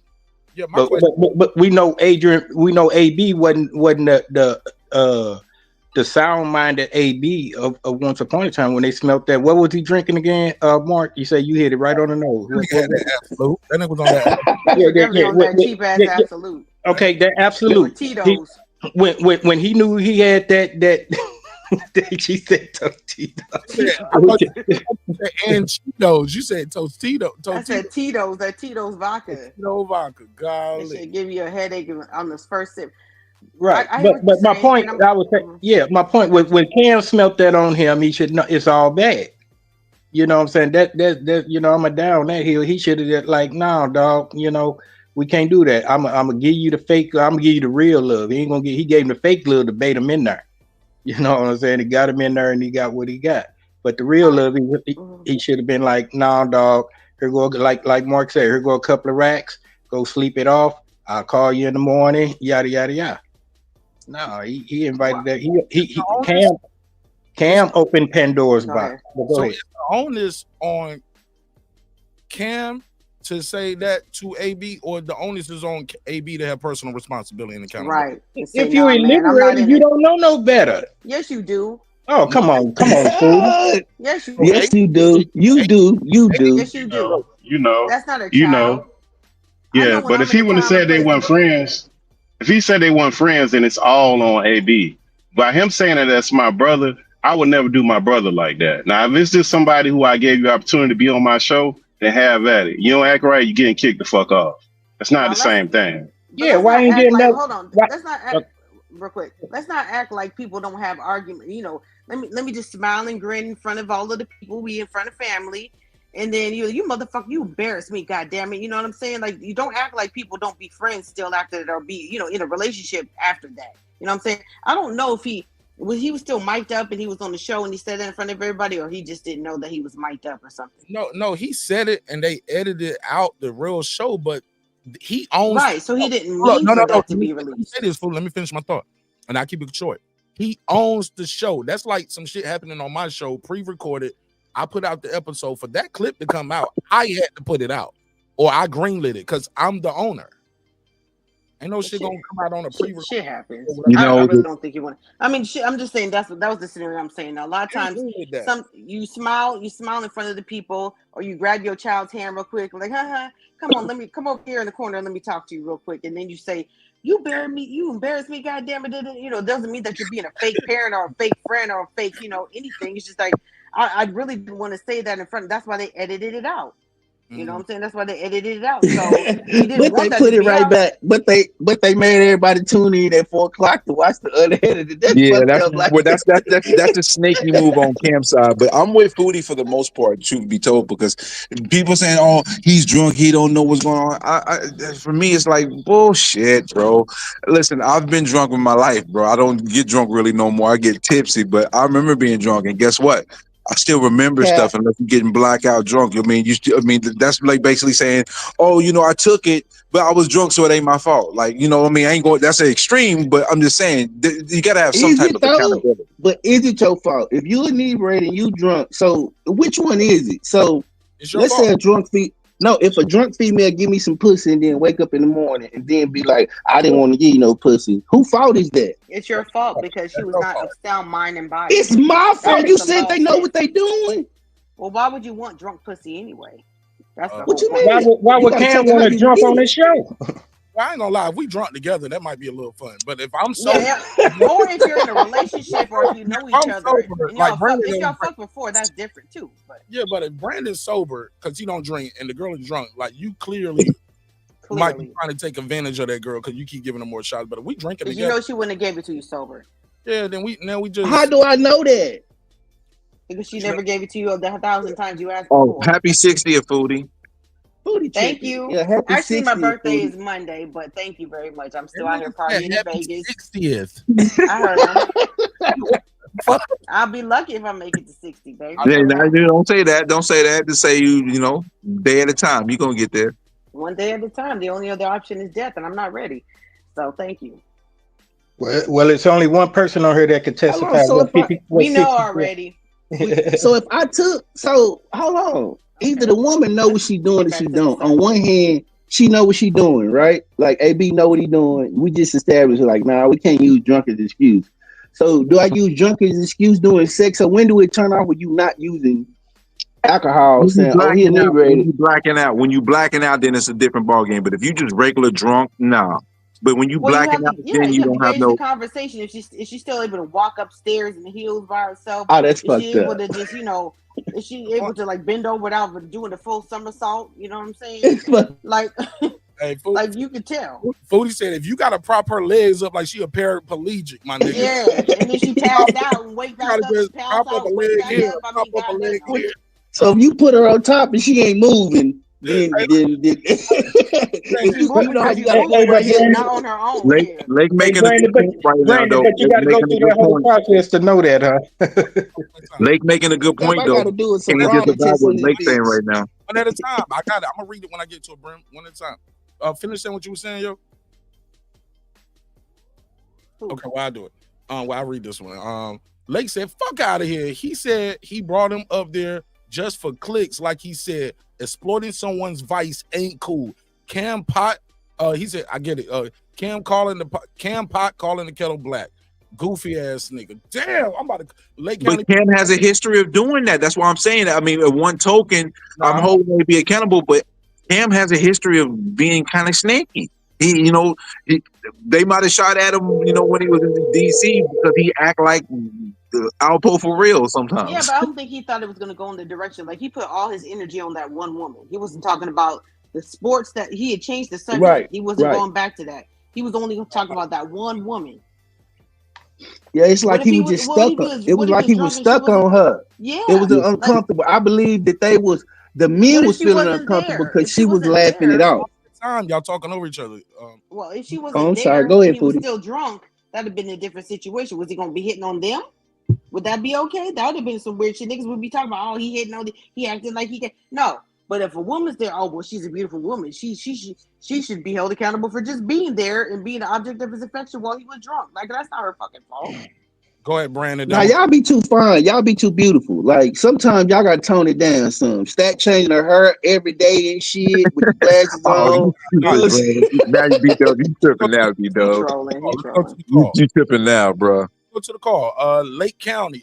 Let's talk about it. Shout out to I don't even want to call none of y'all niggas no brothers no more. I'd be like, yo, my brother. Shout out to Cause if y'all fuck up, I'm definitely gonna talk some shit just like him. his brother. Nah, nigga, you was You fucking. know, Mark, they kicked me out the show before. AB, you gotta go. Just go, bro. Just go. Yeah, but we got to get some of that super chat when we leave. I got you on the 21st. I got you on the 21st. Dead silence. Lake County, talk to me. Yo, what up, though? What up, though? Talk to me, bro. Not much, man. Appreciate you hitting me up, man. Yeah, I gotta get you up I mean, here, pretty man. You a Midwest, man, you a Midwest nigga, right? So you kind of Midwest nigga. You empathize with AB, Cam. Like, who's right and wrong in this situation? Tell me why. I mean, I don't really look at it as like no right and wrong for both of them. I just know people. I was about to say I judge people by their decisions, but you ain't supposed to judge. Let's just say I assess people by their decision making. You know, Cam made the decision to bring Buddy on the show. You know, hindsight is 2020. You don't call somebody an alcoholic or a junkie. You know, like I don't go to work. If I'm a junkie or alcoholic, I don't clock in for that. I'm a junkie and alcoholic all day. So you made the decision to bring an alcoholic and a junkie up there. So you know what I'm saying? You took responsibility 100%. You know what I'm saying? I don't put no alcohol or no junkie behind the wheel of the car and be like, oh yeah, you drunk, you a drinker. But like, yo, cut it out, man. You know, you went on the Fox News show. You know, the sister was trying to have her segment. They brung you up there. First, you lied and tried to make it seem like, yo, why y'all ain't asked Murder to come up here? I mean, Mace to come up here. Why y'all call me? And you knew you just went up there just to promote your pink rhino, pink horse, whatever it is this nigga be selling. And, you know, he didn't give that woman the consideration of her being in the workspace and she just trying to do her job. But now you're trying to do, you know what I'm saying? You're trying to do all that. And who knows if old girl even got a boyfriend? Bud probably just said that just to try to control the situation. You know what I'm saying? I'll probably do some shit. I don't even like speculating. You know, I just like to stick to what I know. He said that her boyfriend was up there, so we got to go with that. But who knows, man? I'm just going off what I've seen Cam do in the past. He probably just said that, like, yo, man, her boyfriend right there. You know, you do shit like that just to, like, you know, when they say what de-escalate, yeah, diffuse the situation. Yeah, diffuse it. You know, when somebody ain't in their mind, they say what, you disagree with them, or you just kind of like make up some shit where it's just like, yo, her boyfriend right there though. Dude probably was just like, nigga, I just hold the lights, nigga. You know what I'm saying? Like, I ain't her boyfriend in his head, but it's just like he probably just said that shit. Even though all that shit don't matter to me. It's about what the decision Cam made to bring what you called a junkie, an alcoholic, and whatever else you called up there on your show. Yeah, because before I pass it back to the panel, Jeffrey Blocker, shout out to Jeffrey Blocker in the chat. Thanks for subscribing. Shout out to JL as well. He said the whole point of having a podcast is to get clicks. Laugh out loud. That's business. And as far as exploiting, if you can't be used, you're useless. He needs to be happy to get used. But my thing for you, Lake County, is damn. I'm just reading what's on the screen. He said, damn. Yeah, I'm just reading what's on the screen. So, Lake, my thing for you is, bro. I mean, sir. I know, right? You gotta, you know, and I don't like you ain't gotta give me no fake love. You can keep it 100. I love you, shit. I say what I mean, and I mean what I say. But my thing is, he brought him up there. It's a win-win for both of them. You're Adrien Broner. We just had a big boxing match this weekend. Shit, I see you a little fucked up, but shit, I ain't asking you to drive a car. I ain't asking you to drive a Lamborghini. I asked you to operate heavy machinery. Yeah, I asked you to drive a Lamborghini. I'm sure Cam was fucked up too. Everybody's fucked up. Look, Cam was red as hell too, but Cam smoke all the time anyway. He be smoking on the show. Yeah. So, my thing is, did he? How do I word it? 'Cause I just had it, but I forgot it. Here we go. The whole point of having a podcast is to get clicks. It's a win-win for both of us when it goes well, but when it goes bad, now he's a junkie and an alcoholic. But you brought it, but you knew that man was, like I said, the nigga was on that Everclear. As soon as we saw him, I could smell it through the camera. Yeah, I can see ever so clearly. The liquor gonna get cheaper and cheaper every time I say it. We started right, and he didn't even have an alcohol to promote off of that. You know what I'm saying? Yeah, Cam. My thing is that we only heard one. I'm sorry, Mike. I just want to Late to finish that his response to that. Late, you get what I'm saying? Like, it's a win-win until it don't go right. Exactly. I'm not one of the only people who feel like Aries Spears wasn't acting a fool on the 5150 show. First of all, the name of the show is called. Bro, he was, bro. He was, like, you know it. No. I mean, but this is what the show is. I mean, I remember they got mad when he called old girl a bitch to her face, but y'all call women bitches all the time. You know what I'm saying? So when somebody Not to their face though. We don't call them that unless they make us mad. Otherwise, we respectful men. You cut them off. You been reacting. I say what. Oh, my bad. I say what I say to you in your face, or I speak how I speak in your face, how I speak when you're not around. If I'm like Mark say, I grew up around with older sisters, I say bitch. Like if there's a lot of women around, like I'm not gonna stop saying that. You know what I'm saying? Just because there's a lot of women around. You know, if that's how we speak, that's how we speak. You know what I'm saying? You get the opportunity to leave this environment, or I can leave this environment. But if it's my environment, you know what I'm saying, I'm probably not gonna be the one that's gonna leave. You know what I'm saying? But That's like the thing you just said, she couldn't leave that environment at that time. She was doing her job. Good point. And also, D couldn't leave that environment, that 5150 episode. Exactly. That's what I was talking about her that episode. Yeah. Aries Spears was the guest. You know, he talks like this, like and even when he said the word bitch, he didn't say it aggressively at D. He was using it in content. He was like, yeah. He was like, you the kind of she bitch. Nah, he saying like you the kind of bitch or something, like, you know what I'm saying, like how women call themselves bitches. Like, yeah, but she was in an environment. She could say, "Well, you whole ass, fucking fat ass nigga." You know, she couldn't go back at him. You know, she can't defend herself. Why not? You raccoon looking ass nigga. You know, she couldn't say that. Look at Foodie. That's what they do on that show all the time. They be roasting each other on that show. And she roasts Corey and Corey roasts her. Why couldn't she have done that? No, not really. Corey really be doing all the roasting. They don't. Yeah, really he be doing the roasting. Corey can't use that as a prerequisite to say that's okay for Zoe to beat him up, because you could have stopped it then. You didn't check it. Yep. He's sick Zoe. He's sick Zoe on him. He didn't do a hey bro, that's my sister, man. Which brings us back to the show. Yeah, and the environment. He allowed all of that to happen. Right. Yeah. Right. And then told Gabe wanna know why? Because it's the 5150 show. And then told Frank afterwards, hey man, ever that shit happen again, don't stop recording. Keep that shit going. He so did. Well, my thing is about this show, about the topic that we're talking about on the Cam show. We only heard one part of the conversation. We don't know if AB is out over there acting a fool and cussing him out and kicking over shit. And they say you drunk, you know, and reacted to that. We only saw the reaction. We didn't see the whole conversation. We don't know what AB was saying to him to trigger him to say that shit. Point. I go ahead, Brian. What was your but like I said, we can only go off what we know. That's what I said before. I don't speculate. I'm only going back like, yo, if you gonna say that, then show that. So and what we know is he was on there acting a donkey to cover your back. He was acting a donkey. That's what we did see. So we saw him acting a donkey and singling that woman out. I didn't see him acting a donkey. You just said the trick name. And like I said, like, if you bring a donkey on your show, you know, if you bring a donkey on your show, act a donkey to be a donkey. Yeah, but you would expect that if they're talking about, if they're on a sports show, he's going to act a donkey about the topics they're talking about, not the woman that's on the show hosting. He didn't. Right, you can't sit there and lust over it. Right, you can't do that. Like, even as a man, I can't. Even Foodie being up, I can't just continuously, ooh, Foodie. I don't do that all the time. Do you hear yourself? Do you hear yourself right now? You must not watch these replays, bro. Yeah, really. Okay, well, most of the time. I don't do that most of the time. Yeah. Most of the time together, but if y'all Let's go through the comment section, Mark, before he got on this panel. You're gonna do it. You're gonna do it. And it happens a lot on the show, not with just. And I can't stop you. Yeah. And other shows I be on. This is called an intervention, Brandon. And you know what Foodie does? No, y'all don't heard no. Let me say, Foodie be on many panels that are male dominated, right here, like I am right now. And the same thing happens. I'm not saying that you're drunk, Brandon. I say maybe you have a little bit of, you know, some mental health issues that you need to work out somewhere.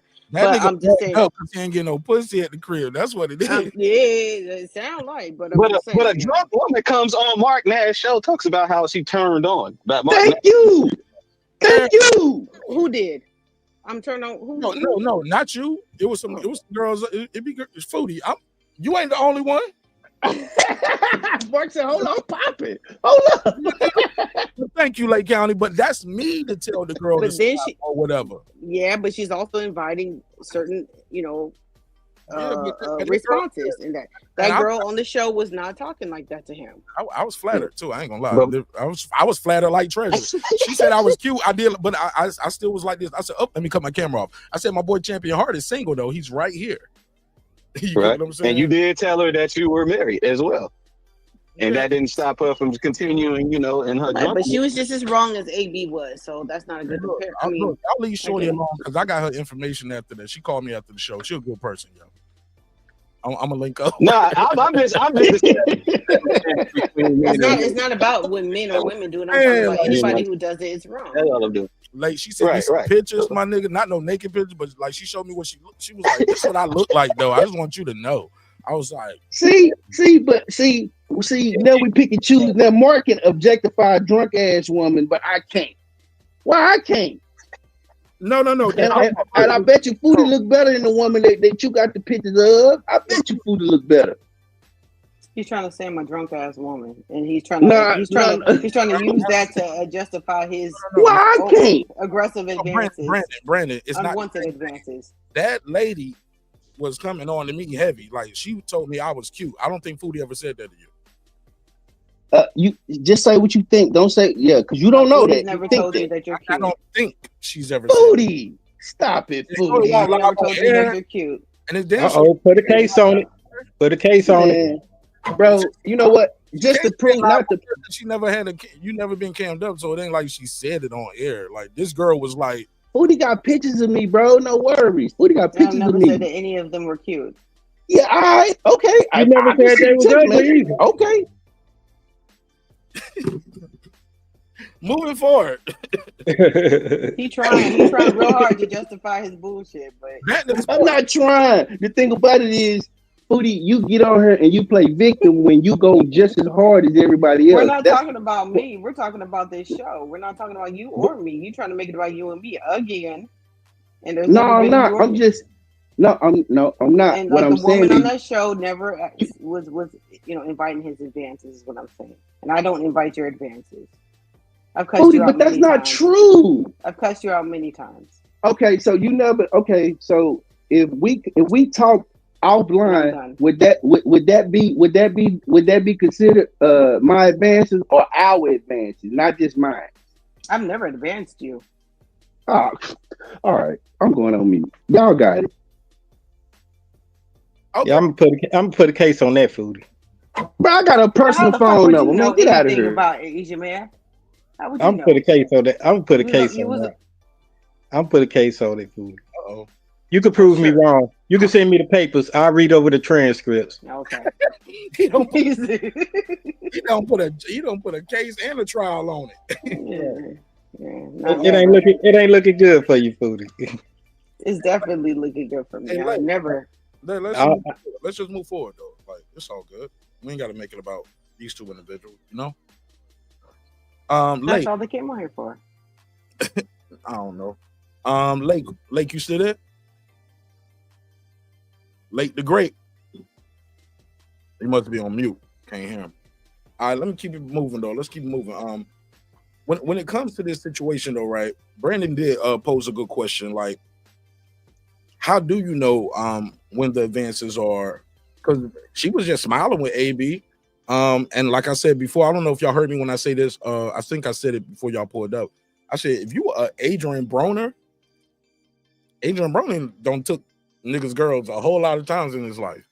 Maybe he don't see himself as gray in my beard, Adrien Broner, you know, out of shape, like facts, bro. That's like Chris Brown. We all know Chris Brown a dope fiend, but bitches take pictures with him. We just seen Travis, what other fuck his name is?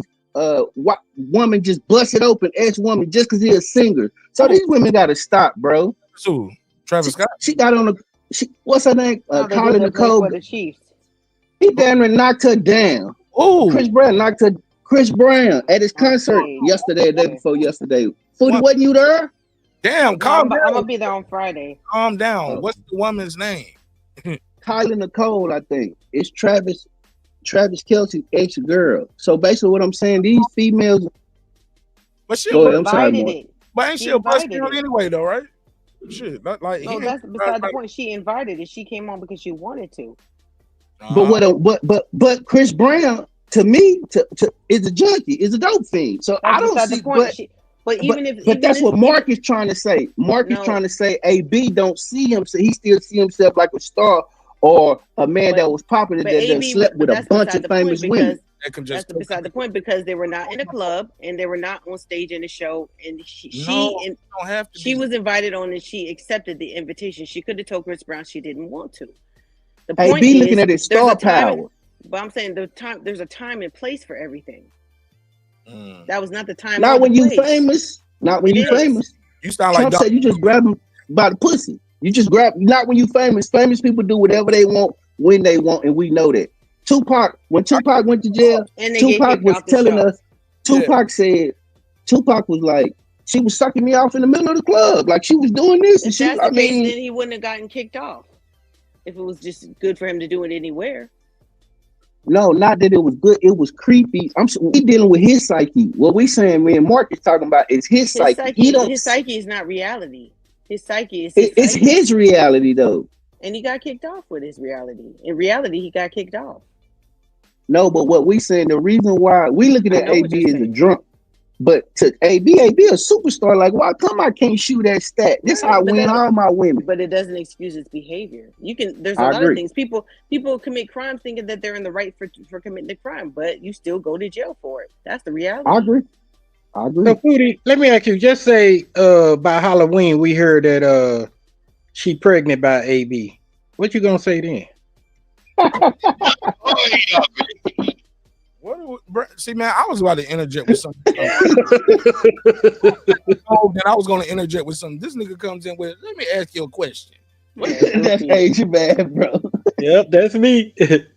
But that's a reality. I mean, she probably was trying to pick up the sauce. That's why she was smiling. She probably, No, she was uncomfortable, Age man. She was uncomfortable. You could see it in her eyes. She was uncomfortable. You could see it. I just we're talking about what happened on the show, not what you think might happen in your weird ass mind. Yeah, so look, let me say this, man. Let me bring it back together. That was my question, Lake, King Asian Man, Brim, Foodie, B-Dub. I think Adrien Broner doesn't realize he's this Adrien Broner to us. Let me share the screen. This is Adrien Broner, especially like to somebody like Stack. She's young, bro. She didn't see him highlight. This is the Adrien Broner she know right here. Mugshot after mugshot after mugshot after mug.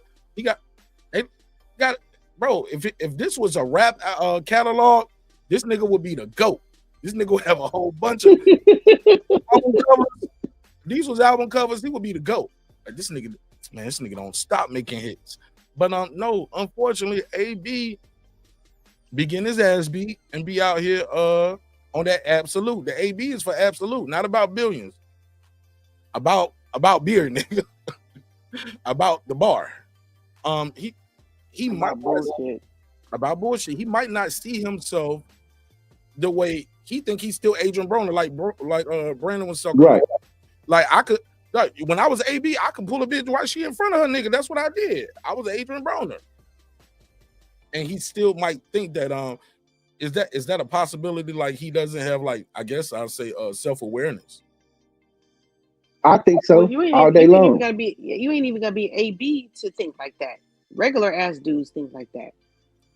I feel like that nigga Brim said about beverages. Go ahead, Brim. That was that's funny. Yeah. About beverages, yeah. Anheuser-Busch.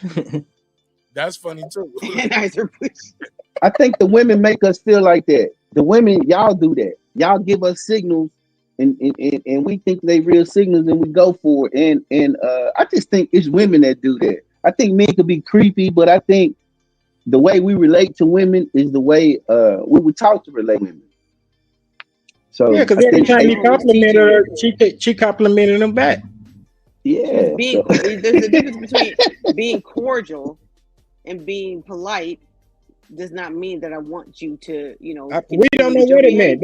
That's why we're having this conversation. We don't know what meant. We got to find out, by the end of the year, if she's pregnant or not. So if you give me my phone number, if I see you on the street and I say, hey, how are you? And we talking, you give me your phone number. That means you're interested in me and you want to give me some pussy. That's how I think. Am I wrong for thinking that? Mark, what do you think? all the single men on the panel, what do y'all think? I'm not the single man on the panel, but I'll take the job for this situation. Thank you, sir. I don't automatically assume every girl give me a number want to give me some pussy, because I don't necessarily fuck every girl who I have that number neither. Does that make sense? Is that fair? No. First of all, if you show you interest in me, I automatically think you want to give me some pussy. Whether I get it or not is two different things. Whether it line up or whether I have time or but I always think women want to give me pussy. That's what Foodie is saying. That's why men think like that. But it's true, Foodie. I always think that. When I'm out and about and women smile at me and they over courteous, I'll be like, yeah, she want to give me some pussy. Like, it's just, I don't know what that's about. I don't know if it's arrogant. You took here you go. I get what you're saying, Brandon, but you took it first. She didn't. That's not what happened in this situation. You gotta remember that we're talking about a specific topic and an interaction that happened.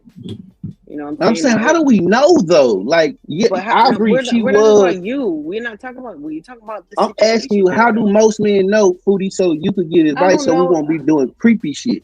Because obviously it's men out here being creepy, and you acknowledge that most men out here are creepy. They always think you're interested in them because you smile. Jesus Christ. Brandon. Huh? You ever had Brandon? Maybe you're just making content, but Brandon, I'm just making content. Okay, because I was about to say, brother, like, come on, Mark. It's not hard. A woman would say, I want you to come home with me. Or they'll be like, you live alone? Who's at your room right now? You want to go get a room? They'll just straight up tell you. No, I'm just making content because most men don't know. You know, when a woman smile at you, they don't be knowing. They don't, or she smile at me, hey man, she don't want to give you no pussy. She just serving you drink because she the bartender. I don't think most men, let's pass it around then. King Age Mav, Brim, Lake County, people in the neighborhood. Do you guys think, like Brandon said, if a woman smiles at you, she wants to have sex with you, or she gives you her number, that's the green light. Next time you see her, take that shit. Cause she wanted it. She went out to the movies with me. We doing it right here in the car. Right now, I'm taking it. Like on the back of the pickup truck. That's why them niggas in Texas be having them pickup trucks. Those are rape mobiles. This has got rape mobiles. Well, I'm gonna answer. I wouldn't say it's immediately right away. You know, we're going. It's funny as fuck, but it's fucked up. But it's funny as fuck. It was funny, hilarious. Yeah, in the 80s used to be that van. That van that pull up. Then the van is kids. They just End of the day, if you're getting signs, it's on you to find out if it's really for real or not. It's kind of simple. If you think that a woman's giving you signals, you find out if those signals are real. If they're not, then you fall back. If they are, then you proceed. I mean, what's so hard about it? I don't understand. Yeah. No, what I'm saying to me, because I'm like, see, Brandon, you don't understand because you're not a chick magnet, but for me, listen, Brandon, I've passed up more than you probably had in a lifetime, just to keep it a bean, bro. Like I've passed up more than I've had. Like I don't have to win the game. Let him finish, bro. Let him finish, bro. Please, he's trying to throw shots, bro. He's trying to throw shots. Nah, go ahead. No, shoot Shaq and ball. Let it fly, Brandon. Let it fly. The point that I was making is like women give you mixed signals. They'll make you think they, when do you not be so aggressive? But you like, you know what? I don't know what she on, so I'm gonna chill. But I always think women like me, no matter where I go in life. I just think they like me. I'll be like, oh, she like me. Oh, she like me. That's just my attitude and my spirit. I'm thinking most men are like that. Nah, nigga. No, not most men are like that. That's I'm arrogant then. Well, then I need to humble myself. I'm gonna let you arrogant then. That's maybe. You can't believe your God's gift to women, though, Brandon. You don't believe that shit. Not like God's gift to women, but I really believe that all women like me. Well, this is the thing, though. It's like sometimes a woman also can, like even prostitutes. They might think that a man. They're in the industry, right? Or even strippers. They're in the industry, the sex industry, but all men don't want to have sex with them. Some are just lonely. Some will pay for your company. You know what I'm saying? So you can't just assume. You might come over there ready, but he really just want to cry on your shoulder because he got mama issues, but he gonna pay you for it. But that doesn't necessarily, well, you don't give me this dick. No, hell no. That's not like that. I came over here for some dick. Just give me my money and we'll be fine. Go ahead and cry your tears. You can't just assume what someone wants. You just never know what they want. when they are approaching you in any way. Jeffrey Blocker said define like. Like meaning want to have a conversation with me, want to pull their panties He down means, if they will. yeah, exactly. There you go. There you go.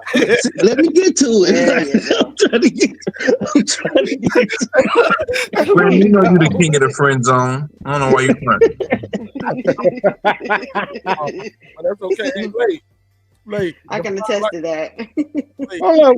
It's only enough room for one king up here. King Friend Zone and King Asia Bass. Hold up, I man. ain't worried about that. I don't know. Well, Kenny already know. I don't talk. I'm getting pregnant by I'm myself in private. If I could talk nasty to you on the internet, I talk nasty to you on your phone. But that's my view. I just think I'm appealing to all women, not all of them. That's Brandon, most that was a big jump. Like they said, define like. I'm gonna bring my boy Lake County back in. Lake, it went from define like. I mean, want to have a conversation with me? Want to take them panties off? I'm like, yo. Hey, listen, Mark Brandon's doing a good job I'm the only weirdo to be thinking like I'll tell you that. that much. Brandon I'm the doing only one a to good be job thinking like that. So y'all don't think like that. I can't hear both of y'all. I don't know what you did with your mic, but now it sounds muffled. It's not as clear as it was earlier. So it sounds. So Mark, I'm the only one that think like that. Like, I don't know. Maybe it's me. Maybe I just got this aura. I got a aura about me. Maybe that's what it is. Y'all ain't know. Brandon, maybe she smiles. She wants to see, and that's why people in the Muslim religion, I heard, they don't even shake hands with other people. You don't, because niggas we don't hug our women or nothing. None of that. I'm not finna be hugging on nobody. Why? I don't hug. I don't. No. I said that's the reason why the women got to be dressed from the top to head to the bottom of their feet. That's right. Brandon, I didn't say a hug though. I said just shaking somebody's hand. Because if a smile means she want to take the panties off, oh, she touched my hand. We shook hands. That's a business contract. She got to give me some pussy now. Yep. That's not even that. It's just that these women are so sexually deprived that that's a turn on to them. When you don't get nobody to touch you, and then somebody touches you a little bit, oh, my dick is hard. She wants because your dick is hard. That don't mean hold on. She grabbed my hand. I wanted to grab my this dick is hard. dick. She wanted, yeah. I wanted to grab hand, feel like giving me a hand job. Yeah, that's how y'all it be describing sometimes. Brandon to a T right now. Yeah, you Man, grab a I'm nigga just hand, being honest, man. That's how I really think. It be all sweaty and shit, and then next thing you know, and you the trying to put it women. down his pants. Okay, Brandon.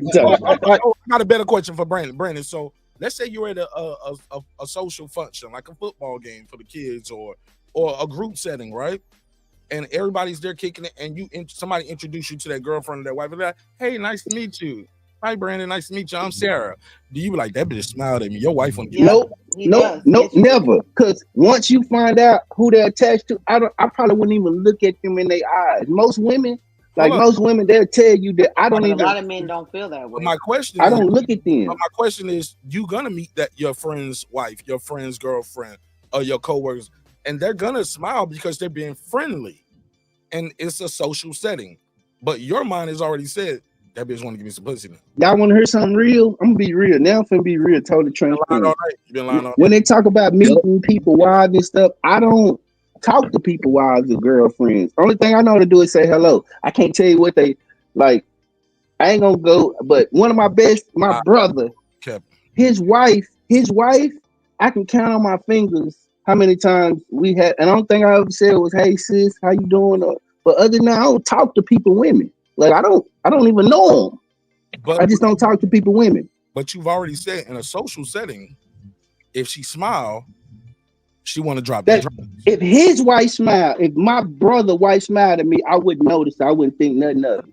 Okay. I wouldn't think because that's my bro. Like I don't. He separates the individual situation and compared to people that he rock with. Right, but I would. It's like me, Mark. If I ever met your wife, I wouldn't look at her. I wouldn't even raise my eyes up. I wouldn't look at. I don't look at me as wife. If you knew that was his wife, like if you met her, I wouldn't look at her. I wouldn't even look at her. I wouldn't even raise my. If she's at the mall, you wouldn't know that she's married unless she's tatted. You would think. Oh no, most women. No. He said it's out of respect for me. He don't care about her marriage. I wouldn't. Know her. I wouldn't look at. I wouldn't look at you. That's my brother. If he didn't know it was you, he see the woman out, even if she has the ring on, a big ass ring on the finger, right? And he talks to her, she smiles because she's not attached to me. That don't mean it's not a go for him. He'll be like, oh, she want to give me some pussy because she smiled at me. right? Well, I would think that, but I wouldn't bother her. Maybe I don't really marry women. I wouldn't bother, and then but you can marry other people, women. I'm just not interested. I ain't never been that kind of man to go behind one of my homeboys and want to do that. I never did that. I don't know.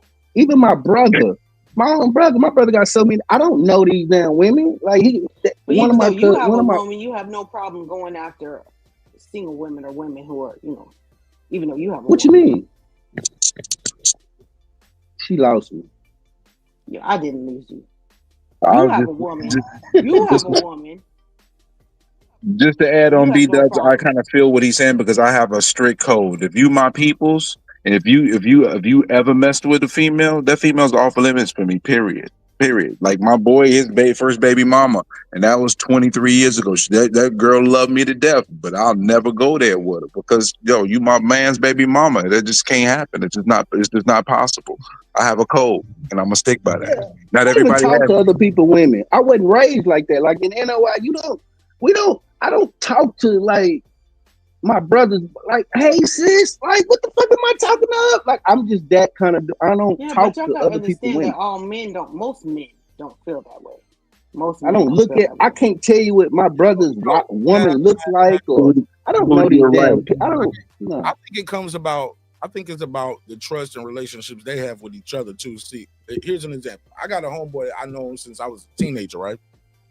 I don't have his wife's number. I don't talk to her. Boom, boom, boom, boom. We cool as fuck. I see him all the time. You know what I'm saying? All the time. Like at least once a month. You know what I'm saying? And we hang out and kick it, or we might go to the gym together, but once a month. You know what I'm saying? Maybe less than that now because I kind of fell off at the gym a little bit. I'm gonna get back right this month though. This other dude though, I've known him probably half the amount of time, and his wife, she called me to set up stuff for his birthday. Like, hey, look, I'm gonna do a surprise birthday party. I want you to DJ it, and we planned the whole thing for him. We'll text each other about like the daycare that they had put me on to. Like, yo, you should switch here. I hit her up like, yo, I can't reach Fresh. I just said his name, but shout out to my homie Fresh. And I'd be like, yo, I can't reach Fresh. Can you tell him to call me? I need his help real quick. The other homeboy would be like, nigga, I know you didn't call my wife because I didn't pick up your phone call. Right. Hey, don't call my motherfucking wife because you can't reach me, nigga. I might right. You know what I'm saying? Like, well, all kind of shit. But the other Fresh be like, man, oh yeah, man, boom, I got you. You got a flat tire. I'm blah, blah, blah, blah, da, da, da. I'm like, well, shit, I needed help. Like, nigga, shit, call the police. Don't call me. And don't call my wife. I'm like, oh, shit, oh, damn. Right? Why she ain't got AAA? Yeah, It's like, boy, you don't want no man calling your wife. You ain't gonna, even if y'all cool, listen. dude ain't finna be calling your wife. No. What Mark at? It ain't like that. Nah. It was some real shit though, and I really did. Like it was some work shit, and it was about some paper. So it was cool. He didn't trip. The other dude might have tripped though, years ago. But now time goes by, and you understand the dynamics of their relationship. That other guy has some issues with his wife being unfaithful. You get what I'm saying? And so and he don't call her a couple times cheating. Right. The other guy, him and his wife, they tight like glue. Niggas don't went to jail together and everything type shit. Like they are tight like glue. It's no, I don't know. Mark can't call her like about the we might link up for Chuck E. Cheese or some shit like that. I'm like, hey, I'm up here waiting. This nigga phone going straight to voicemail. Like, should I stay here? Is he on the way? Oh yeah, he on the way. He left his phone here, but he gonna be there. I'm like, oh, okay. You know what I'm saying? So it's just all about the dynamics and relationships they have together as a couple too. That makes other insecurities arise. And be wary of the men that your friends might know that you fucking around on your girl, and they'll be trying to get at your girl because they know that you ain't shit.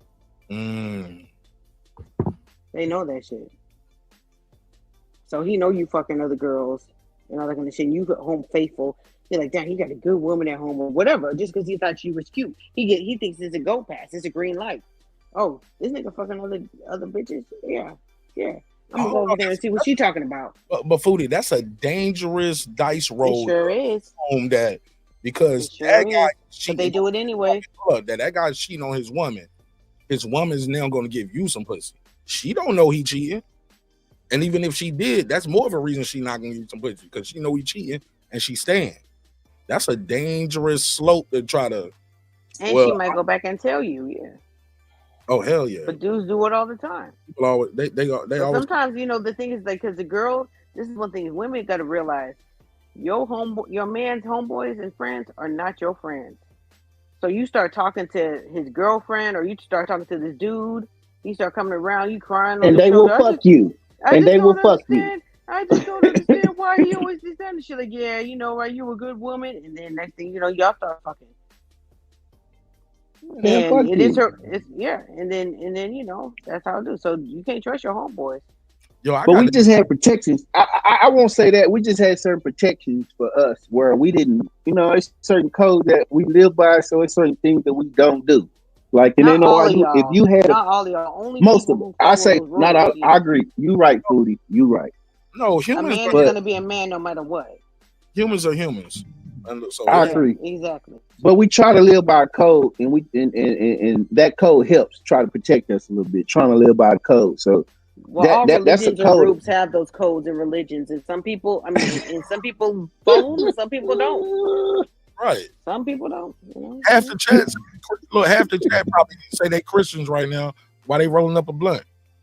Yeah, In the chat. Christians, Jews, Muslims, whatever. It don't really matter what you. But that's claim, why you know. protect yourself. You stay out of the way of that. Like if you not with And those nobody, are personal girl choices. alone, or you not, it's just certain areas that ain't never happened to me because I protect myself. I stay out the way. Like can't nobody never be like, because I think that's dirty, rotten shit. I had homeboys that bragged about knocking down each other's homes, girls trying to see if they. I always thought that was dirty and rotten. Choice for you. So that goes to say that you don't need religion to be a good person or make good choices. It helps though. Religion, it helps, Foodie.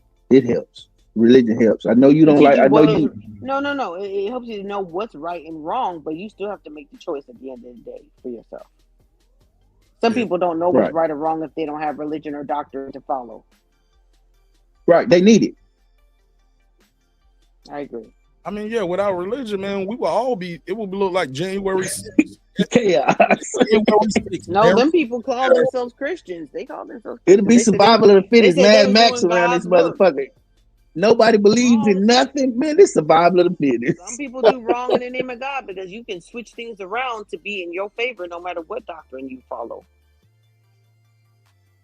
You can switch it around, especially to those who don't know. You get a bunch of followers who never read the Bible or don't follow, the Quran, and they just go by what one man tells them. They're lost. They're lost people looking for, somebody to follow. And this person sounds like they know what they're talking about, like Umar and all of them. And, people are very feeble-minded. They're broken and they're lost and they're looking for somebody who sounds strong and they look like a leader. They sound like a leader. Then he must be a leader. I went to see you more personally to check him out to vet him myself, Foodie. So I'm gonna give everybody a shot because I just been around. I'm gonna give you a shot to see what you're about, but I'm a good judge of vetting it. So I knew right the first time I saw him he was a fraud. I told my brother, I'm like, dude, I'm like, dude, he's a fraud. I went to see him speak and I watched how he carried himself. I said, dude, he's a fraud. But we all are looking for something, though. Because of the way the world is set up.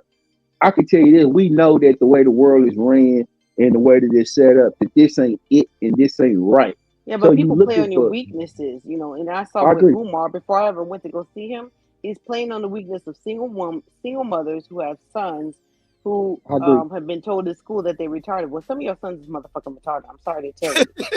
Yo. Okay.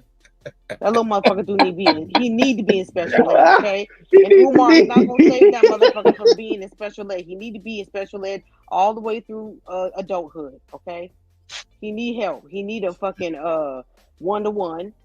He need help. And Umar ain't the one because what makes him qualified? People don't check people's qualifications.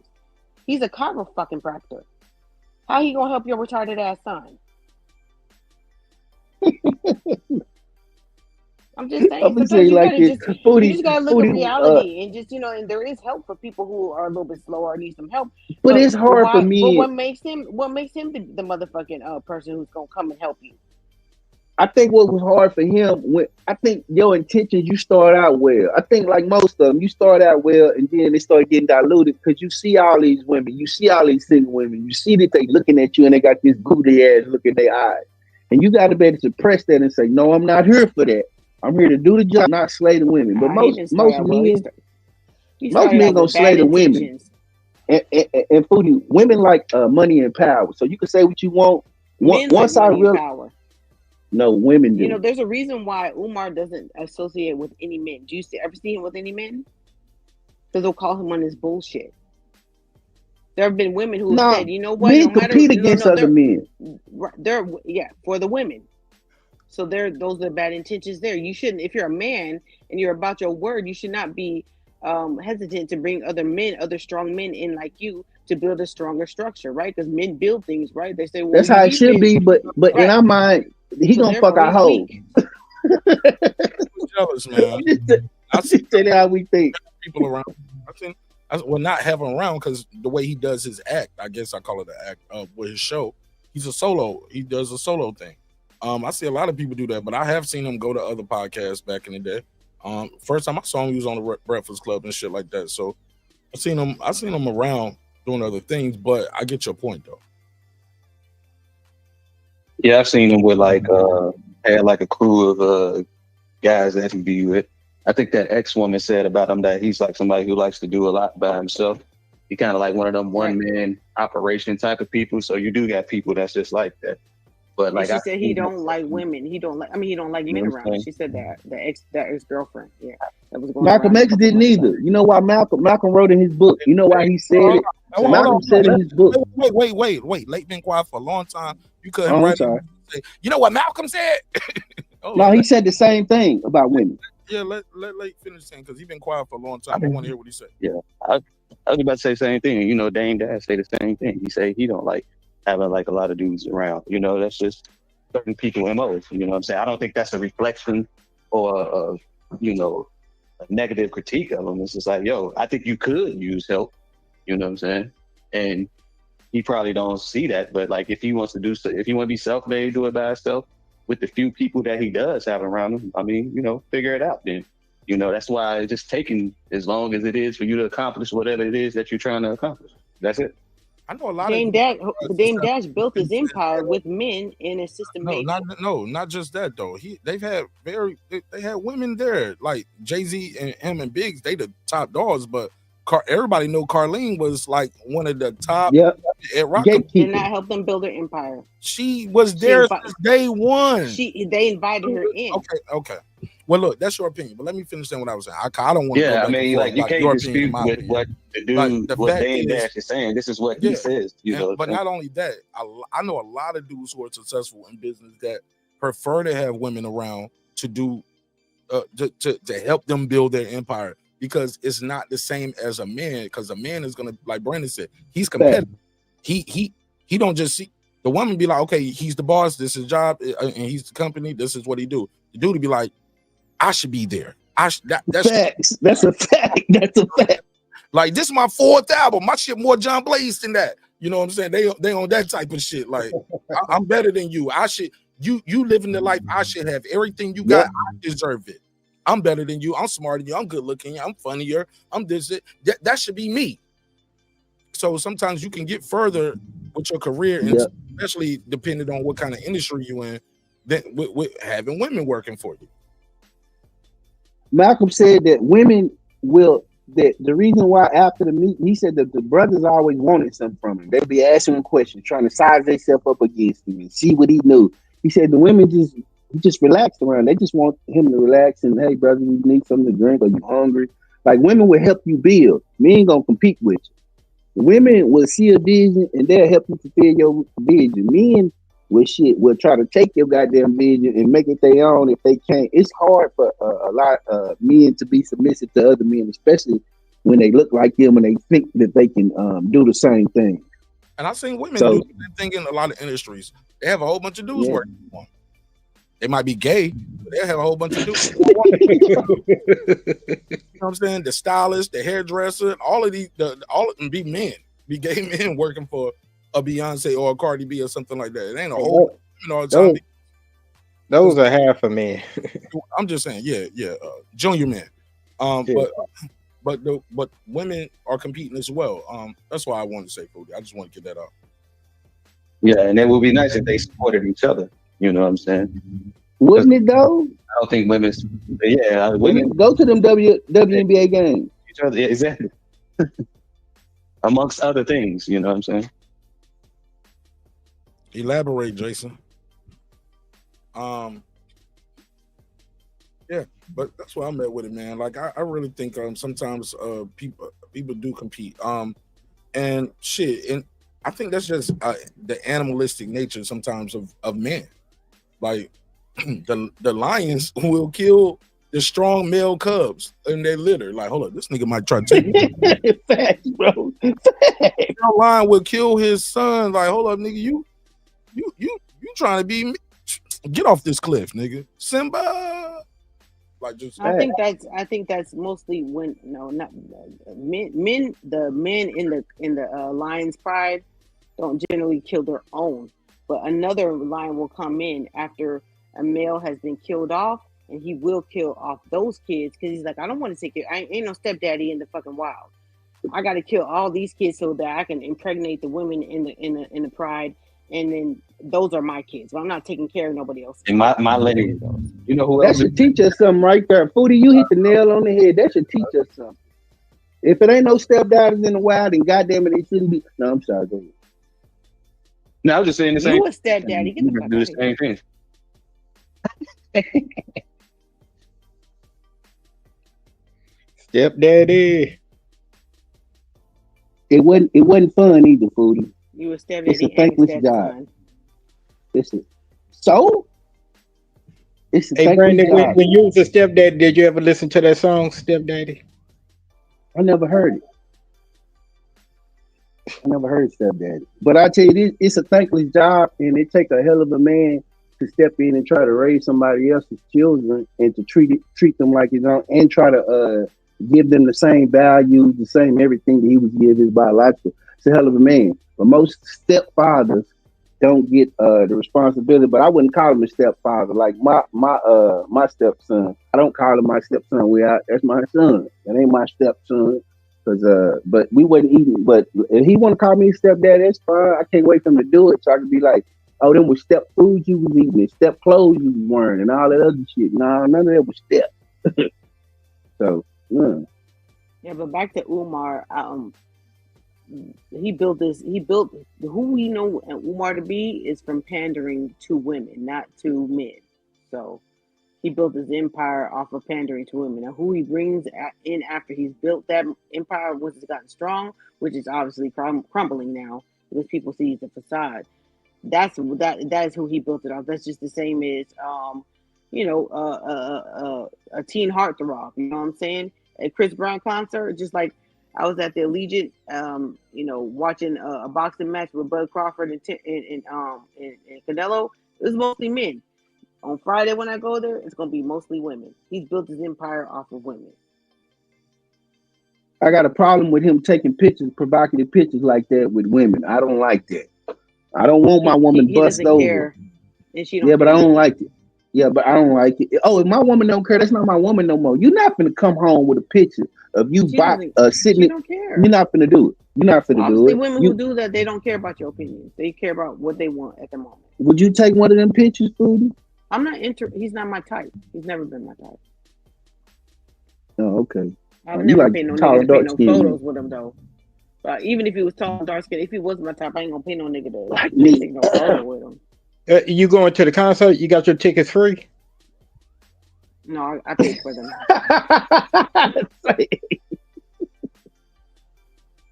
Oh no, he know good. What? You know she going to that concert. That's like the big thing. It's like what Usher bring him on stage and he bring him on stage. But I don't see what the excitement is. I mean, I don't get it, but I'm not a female, so I wouldn't get it. You know what I mean? I don't know. Like I don't know. He didn't build his empire off of niggas like y'all. Can he call you on stage though? If he called you, would you go? Nah, Yeah. not doing all those scenes and stuff like Yeah. that. No, that's not. I'm going to have a good time. Yeah. I'm not interested in any of that. I'm auntie. I'm there just to root you on because I like your career and where it's gone and how you bounce back from, the things that you've gone through in life. And I just like his music. I'm not interested in all that. But I do have VIP tickets. So if y'all want to see women act the fool and Chris Brown turn women on in front of you and throw panties on the stage, go to that concert. You might drag. I don't mind. You might drag some up out of there. Somebody gonna come up Chris out of Brown there. don't want your woman though. I guarantee that. I don't think he want. Me personally, I don't think he want her. I mean, I don't think he want my I'm woman. just saying most of these men, he don't want them.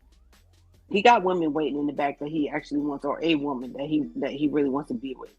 He does this night after night after night. He's in San Diego like Wednesday. He gonna be in Vegas, and Friday he gonna be. I mean, he does this over and over. This is the 20th one he's done. He don't want y'all women.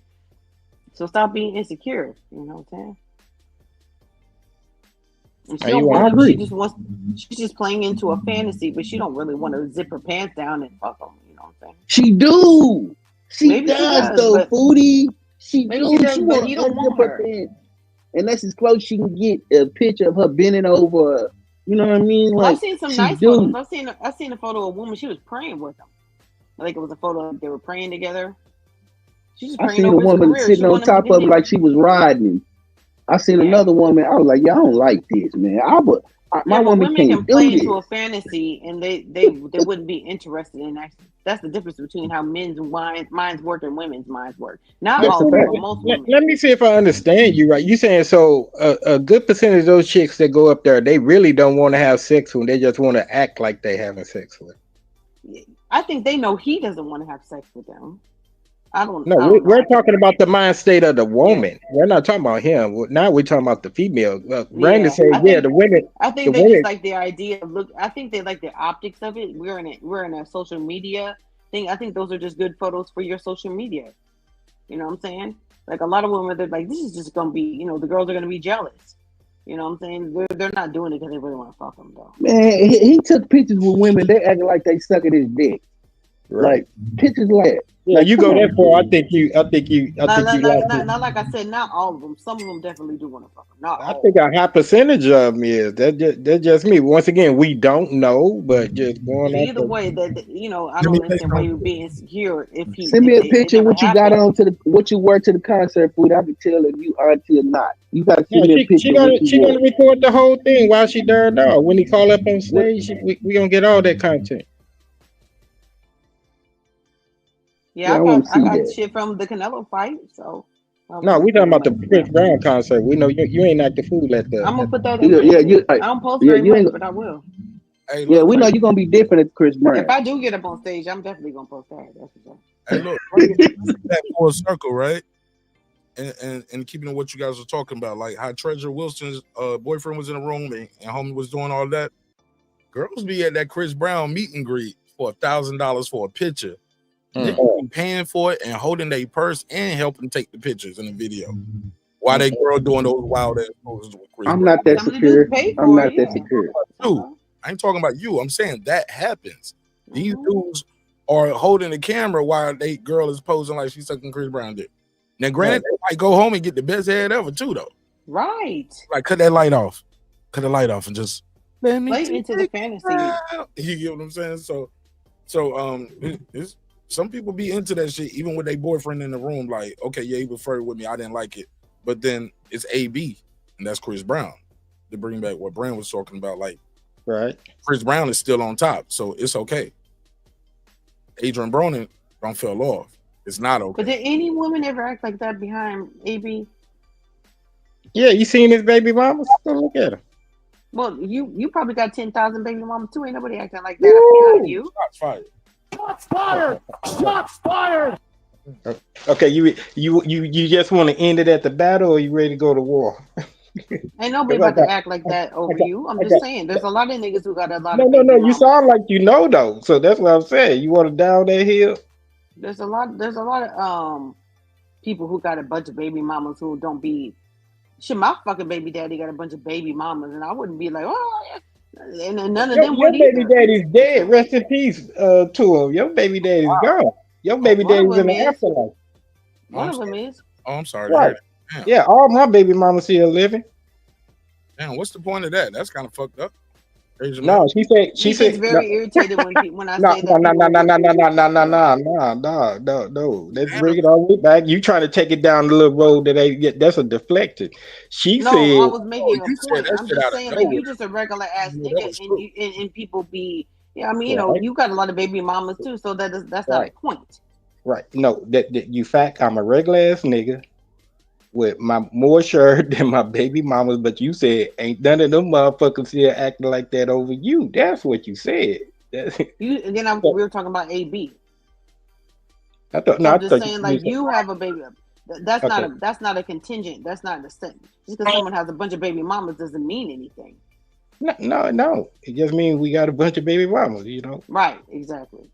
That's all. So that's That's not just. all. I'm just saying, did anybody act like that, like they do with Chris Brown over AB ever? I never heard no woman or seen any women. I mean, I didn't really of it. acting like that around him. Yeah, He got. You know what I'm saying? he brought the hood out. He did it for the hood and them. No, I seen some content with some of his baby mamas and But they wasn't paid to sit on his lap and take photos with him. That's true. They didn't pay $1,000 for a picture at the meet and greet, bro. That's my whole point. yeah. I danger. Yeah. Because Okay. you just got offended all of a sudden. No, I didn't.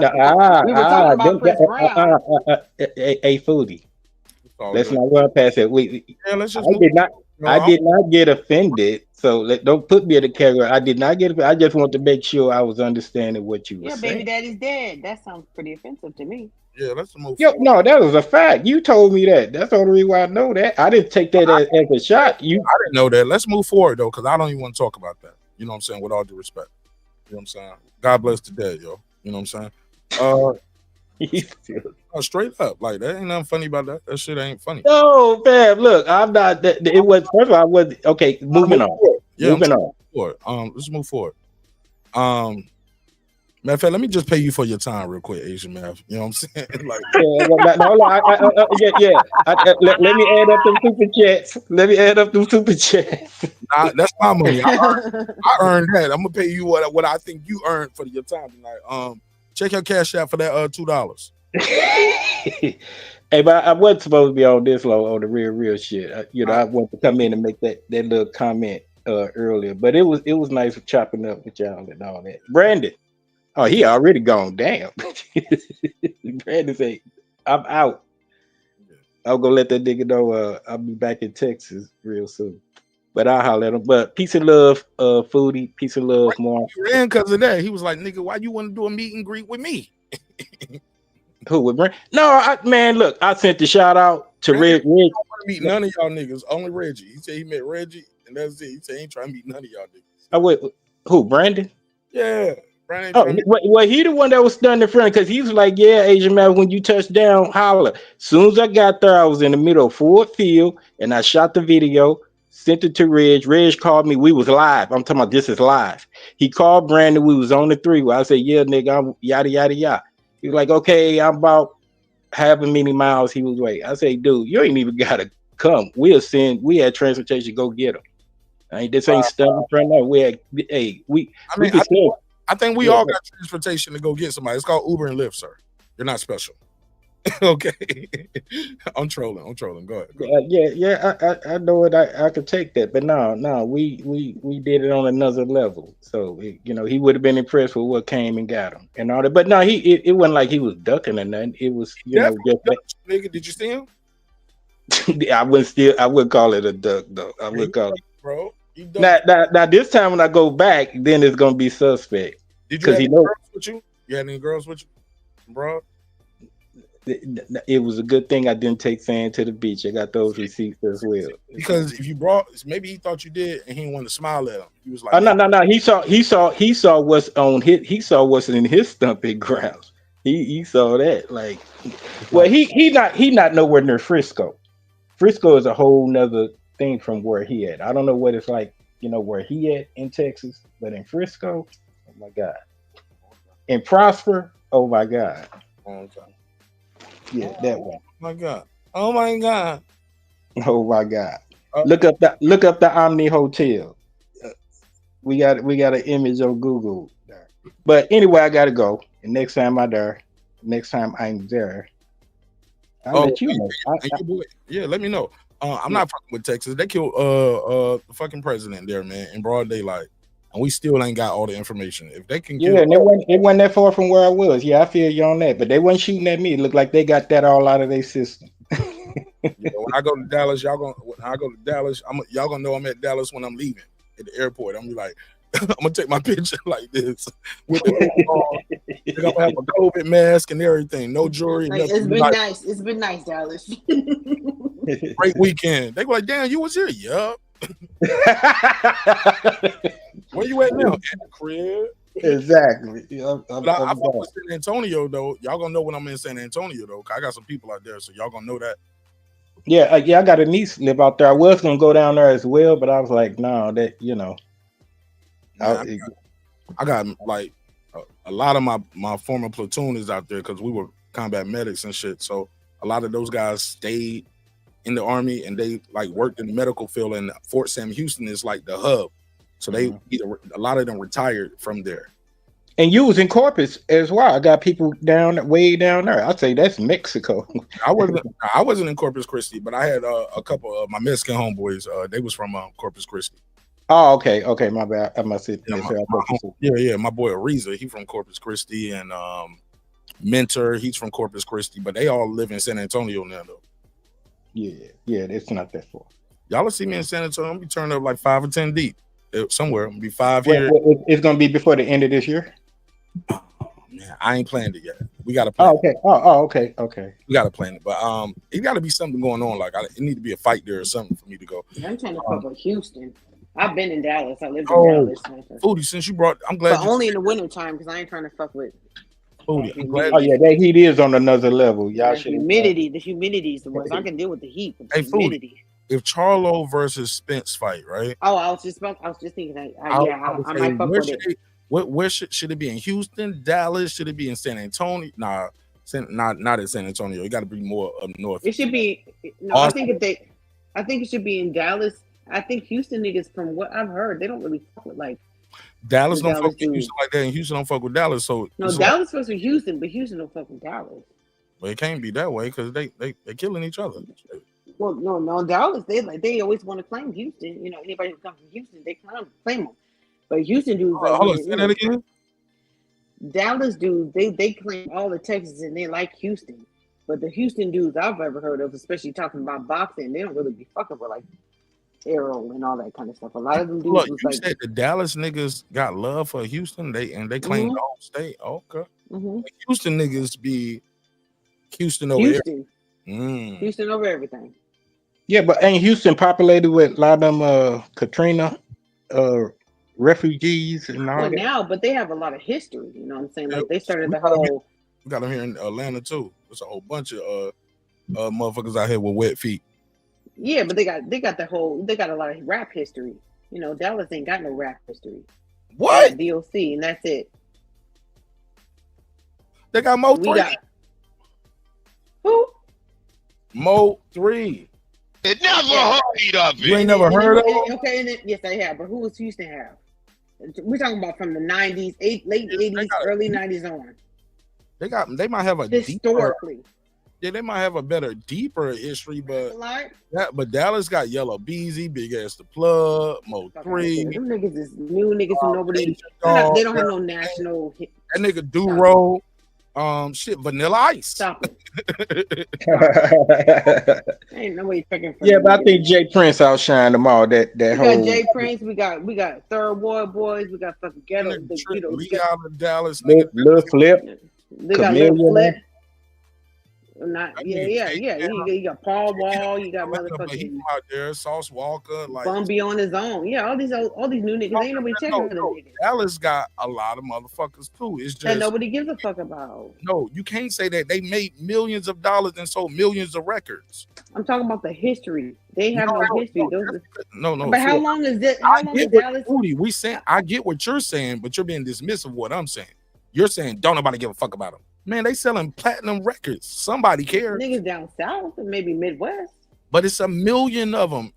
But people on the East Coast, people on the West Coast, them niggas is architects. They're not architects of hip hop. Mark, that's a whole. Her point is valid. She probably said it in a way. No. Rap a lot. Hold I on. mean, The Ciroc, I can say DOC Ciroc. is an architect. What you talking about? Only by way of the West Coast. But his style and where he come from is Texas, though. My whole point is this: we can't say just because somebody has a longer history, the other people don't even matter in the state. They don't because they're not architects of the fucking of hip hop. You don't have to be an architect of the building that to the originator architect. Okay. So it's motherfucking have a nice building. Trippy Red, he's out there too. So is motherfucking that little rainbow haired nigga. He's out there. No. Come on, you know who that cat is? The rainbow hair dude. Yeah. The one that with Treyway. Huh? He ain't from there. He from New York. He's not, but he's out there too. You just naming people who are just people who are relevant right now who have done nothing. No. You named them. They're not contributed anything to hip hop.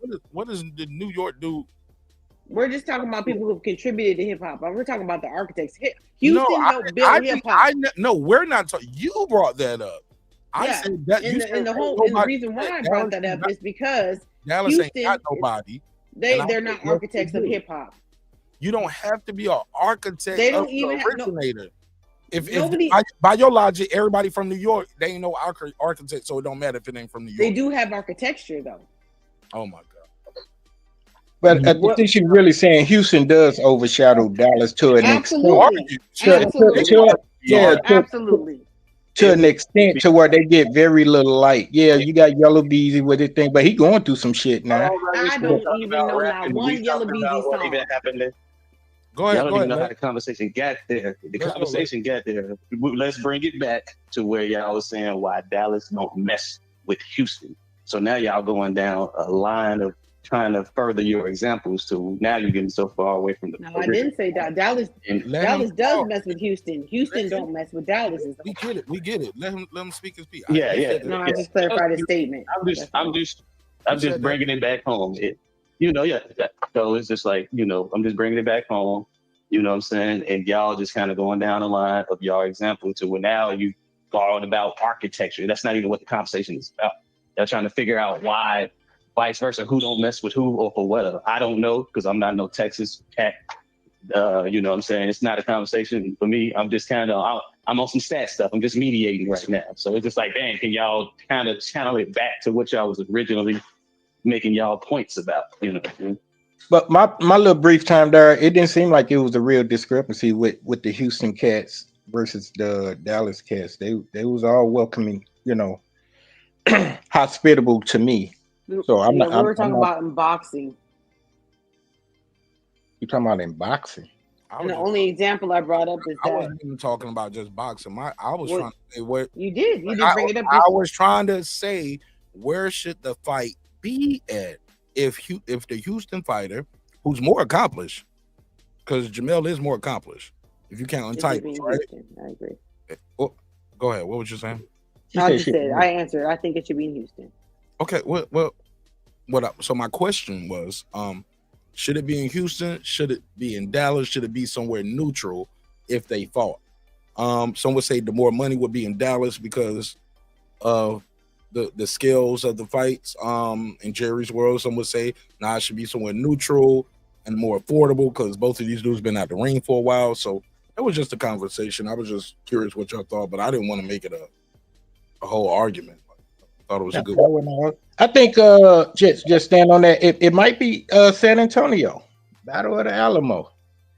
I think that would be new. It's they share Texas, but at a neutral site in Texas. So somewhere like San Antonio could bring them out. Just wondering would the Mexicans support that fight, or would it just be African American based supporting? In that case, you brought up a good point. Houston would be a good point. You said what? You can take it to Houston. You can take it to Houston around Juneteenth. Galveston people come out. They did that before. Dallas people. They did that around. Yeah, they did that. I don't know how good it. Yeah, they do. Cotto built a career around the Puerto Rican Day Parade. Everybody. Is it Cotto? Maybe Cotto. Yeah, Miguel Cotto. Up there in New York. Who else doing that? Did Berlanga just do that? Yeah. Like He just fight around like Puerto Rican Day Parade. So He it's didn't like bring nobody out. These type. Hey, who was that he fought? Did he bring people out? Because people love talking about Berlanga like he is super. Hey Mark, do you remember when they did the fuck fights? out. Yeah. When they did the fights on Juneteenth, what was the title of some of them belts they was giving out? I don't know what they called them. But go ahead.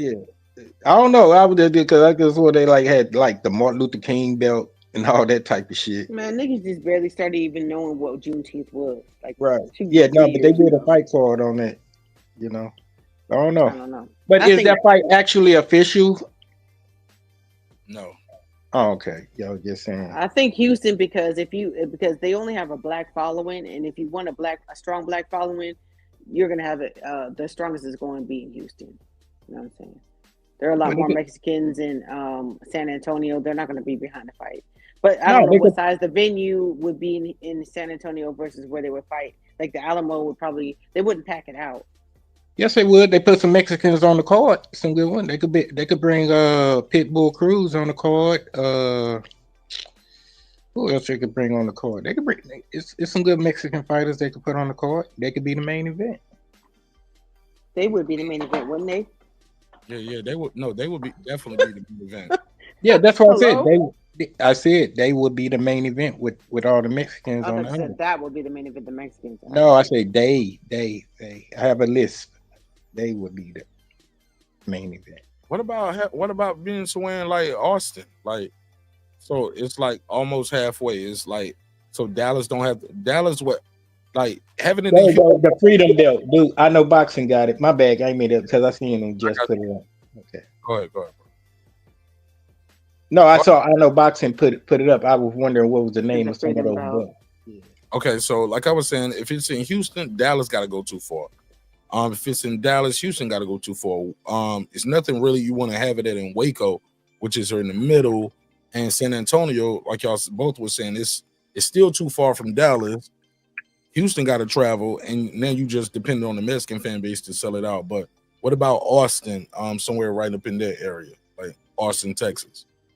I know what you're saying, but I don't think that distance is an issue because they all flew out to Vegas for. No. To make it more neutral, where it's a Spence fight or it's not a Charlo fight. So to make it more neutral for both. But either way, they're all gonna. I mean, you can drive in any of those places. I don't think. Yeah, but I don't drive to your town and make it a hometown fight for Charlo. If you're an Errol fan and you're Errol Spence for it, it's not gonna be a Charlo hometown fight. It's not gonna be a Spence hometown fight. A more neutral place would be Austin, is what I'm saying. Neutral. I get what you're saying, but I'm thinking more of the size of the arena and how much any promoter is going to put behind that fight based on the size that they think they could pack out. It's not about who travel. You can do it at the Moody Center. That shit got like 15,000. At where? You can do it at the Moody Center in Austin. They got the Moody Center. They can do anywhere between 10 and 15,000, depending on how they set it up. They can do 10. They can do about 15,000. Like that gives you an opportunity to put that many. I don't think y'all gonna sell out Jerry's World. Y'all ain't gonna put it in a football stadium, and y'all ain't gonna put it at the football stadium there neither. You're not gonna. They wouldn't even secure that. They wouldn't. You're not even gonna go to the Waco arena. That's definitely halfway. But I can't picture them booking out the shit in Waco that got where they have the Baylor games at. You know what I'm saying? Like they're not putting 70,000 people there. So no. They can have it in Waco, and then they can have the rest of High Five perform, because that's where they from. Okay. That's all I know about Waco shit. I'm talking about numbers in stadiums. It doesn't matter what city it is. They ain't gonna do no stadium though. They got to do or arena or whatever. Yeah. I feel like they should fight at the Motel 6 at this point because nobody's really gonna be paying a whole lot of money to see that fight. Whoever's going to promote it is not going to put a lot of money behind that fight. It got to be in Texas, right? Y'all think it got to be in Texas for it to sell, or can they do it? They could do it in Alabama or Oklahoma. Like Wilder's last fight, wasn't it in like Oklahoma or some shit? Kansas, yeah. Yeah, it's still all right there. It's gonna be some intrigue in it because both of these guys, you haven't seen them in a minute. It'll be some intrigue there. I think people will watch it. I think both of them should have a bum. People who are gonna pay no money to fight. I don't know if you can get people to buy flights and hotels to go to Vegas. it got to be like a Texas fight where people just got to go to the store, like get some gas from the Quick Trip. Like, oh, it's a fight. Yeah, exactly. Oh yeah, you There's just no money behind it for the promotion or nothing like that. They ain't gonna promote it. They ain't gonna get no casuals. She said Austin is 3 hours from Dallas. That's not bad. You can drive there, get a room for the night, and come back home. How far is Austin to Houston? Austin. Especially if you're getting a room at the Motel 6 where they're gonna fight. That would be easy. Okay, hey, look, that's perfect. Austin is where it need to be. Austin to Houston is 2.5 hours. Austin to Dallas is 3 hours. The fight need to be in Austin, Texas. All right. That's where it need to be at. They need to fight in Austin. Mark said his promoter hat on. He getting it together. That shit at the Moody Center. That's where UT be having their basketball games at. For basketball games, it holds 10,000. You can do a boxing event there for like a concert. 10,000 sounds about right. They can pack that out, I think. Yeah, man. Yeah, you can do. Depending on how well they promote it. And that, yeah, even if then that they can still open it up, like they can get some people. Like people gonna come see Spence and Charlo fight each other. They ain't seen each other in a while. Like Give them tickets with comp them. Nah, they gonna sell some tickets though. Well, let's go back to the promoting. The press tour, where the first spot would be, Houston or in Dallas. Oh, I thought you said the press tour, like they said. That's a good name for it. You said the press tour. I thought you said the press tour. That's a good name for it, though. Foodie just crushing like fuck them niggas. No, so they do a round in Dallas. They do a round here. Which one they go to first? And they better do that shit on Zoom. Ain't nobody coming out for that press conference. They better do this shit on Zoom. And look, I'll drop the link on StreamYard for them niggas. Like, right here on Break. Click the link. You want to see the fight? Hey, but I gotta get up early, man. It's 2:00. Damn, is it 3? Oh, I'm tripping. Hey, I'm out, y'all. Nice chatting with y'all. You know. That's one, bro. Peace. Be safe. All right, man. All right. Food, you got anything else to say before I let you go? Close. Nah, I'm good, man. I'll catch you on the next one. All right. God bless. Peace. Lake County, talk to me. Lake the Great. What up, though? Talk to me. Close it out. Take us home, brother. Okay, man. Shout out to the 3-time undisputed champions, 3 weight divisions.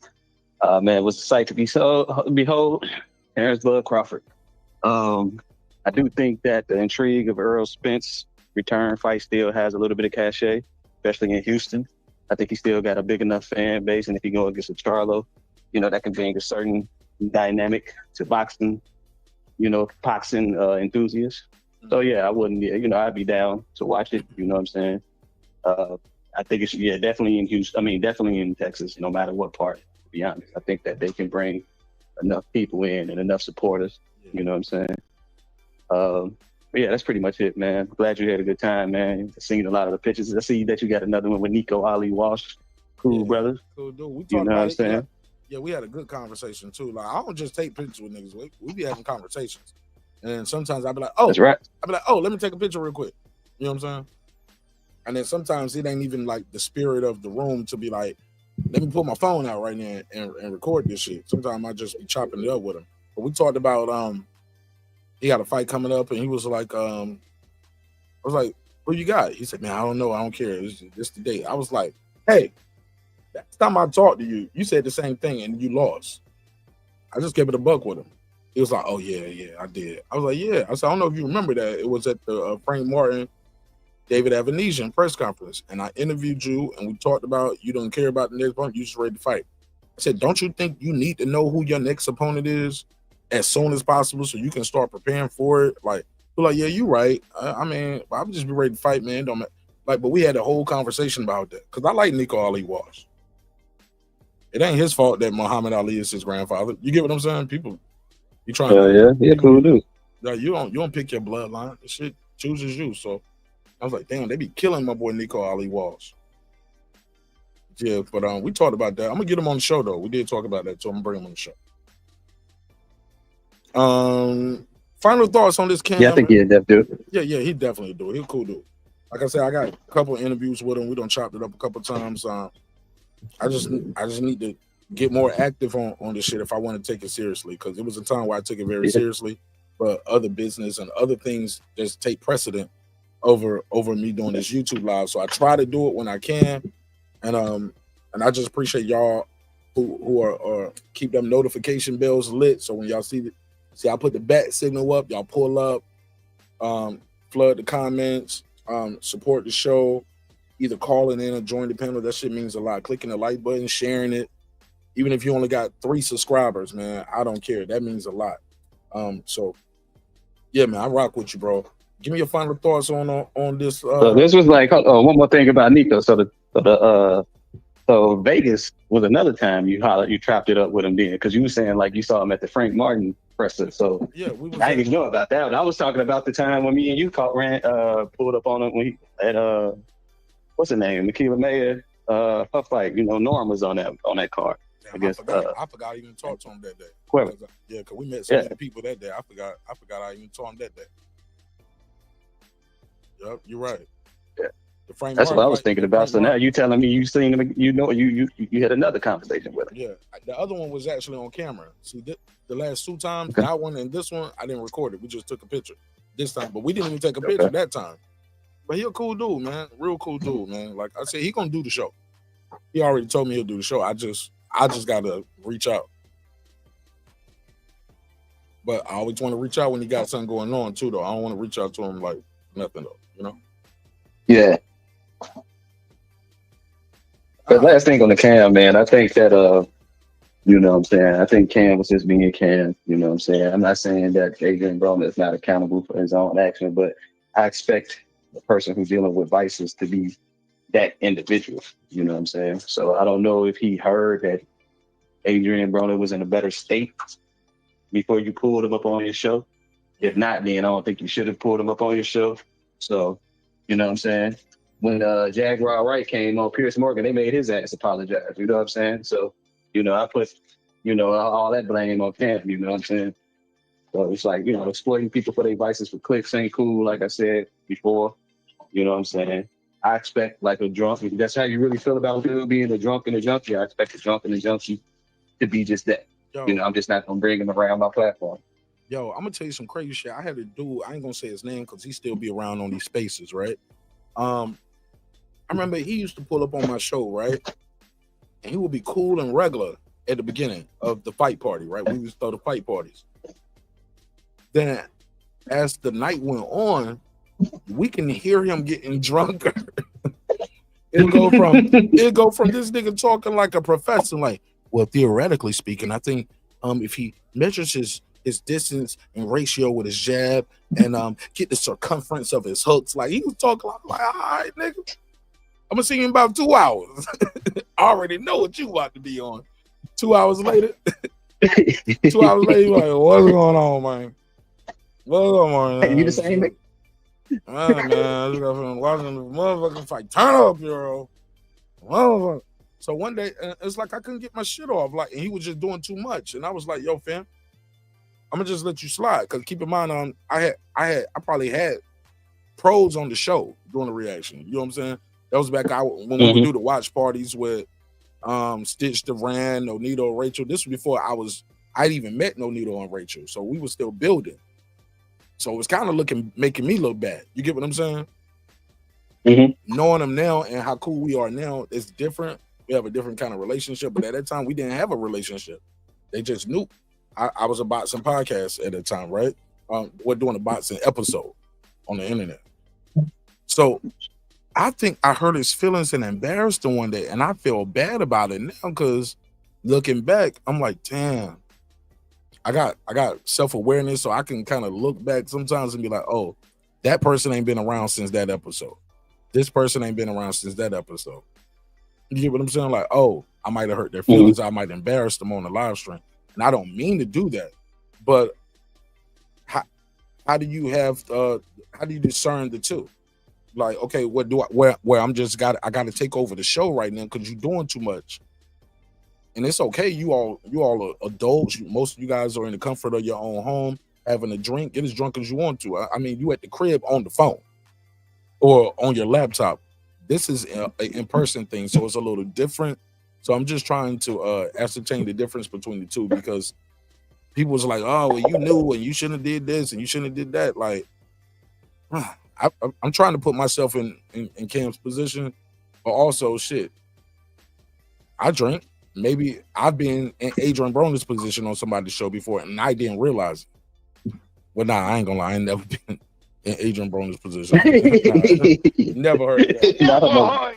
Yeah, let me get it together. Don't do yourself like that. I was trying to empathize. I gotta retract that statement. Yeah. I was trying to empathize a little bit too much, but you get my point though, right?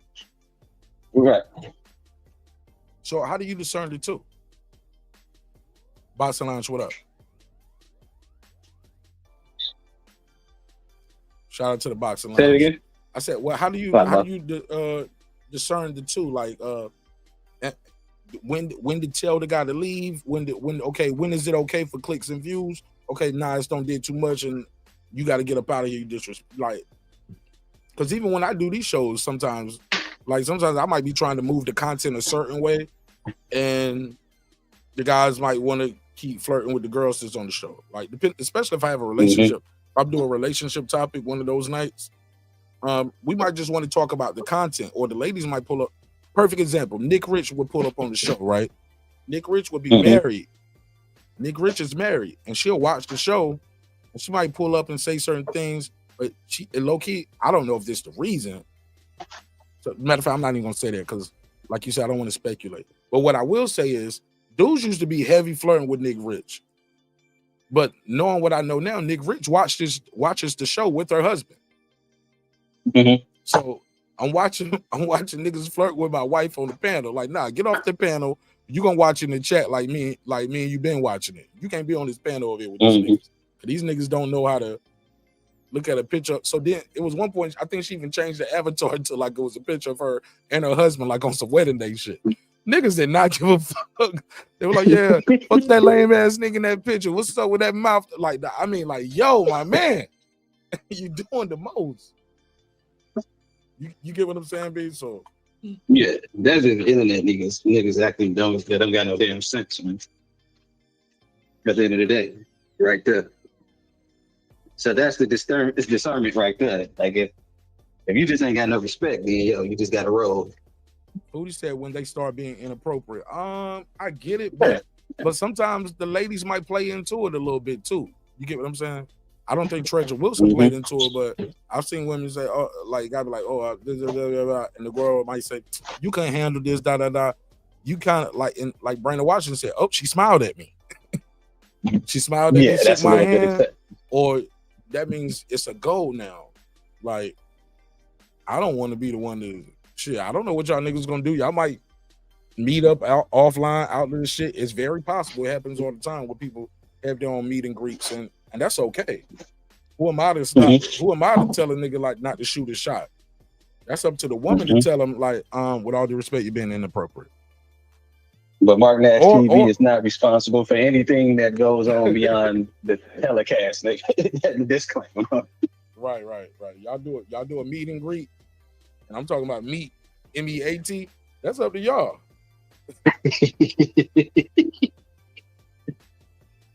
Don't tell me I do not want to know. Don't tell me I don't want to know, and don't show. Don't send me no pictures, because like I ain't get one down with none of it. No, you send me a picture now. I'm gonna have fun with it now. Depending if you send me, especially if you send me a video, I'm like, I'm like, no, I'm trying. I'm like, damn, she did that. How much she charge?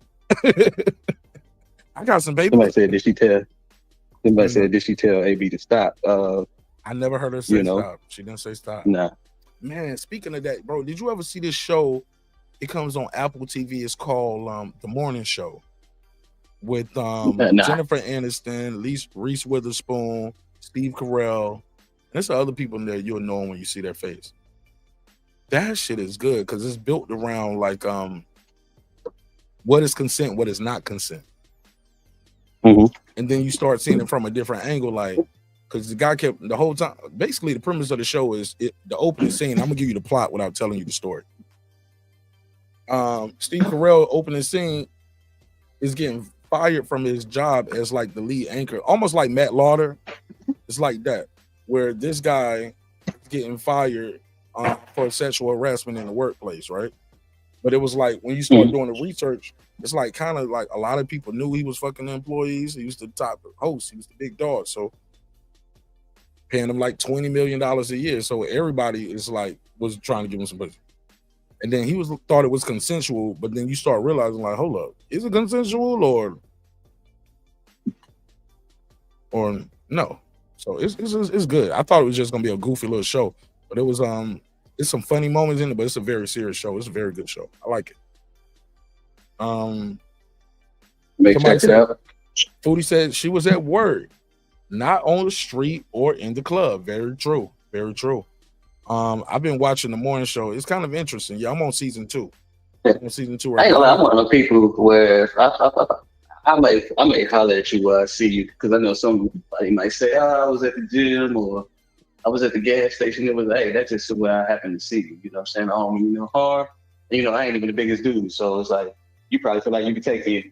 So I'll be like, nah, I was just trying to holler. That's it. I keep it packing. It like, yo, is it wrong? You know, the worst you can say is no.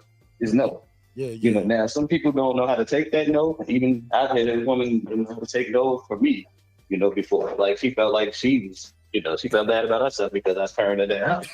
But like the worst you might have to do. Stop it. You said you had to beat him off with a stick. No, I didn't have to beat him off. It was just like, nah, that's okay. Like, you know, like the slightest, like this, she was like, no. And I'm just like, well, really, I didn't even say no. I just kind of like, it was like real chagrin. And that was enough for her to just be like, you must be gay. Hold up, because you don't want to fuck her, you got to be gay. Yeah. Yeah, that's crazy. Let me ask you this before I let you go too. When is it, do you ever holler at girls when they got their kids with them, or you feel that's inappropriate?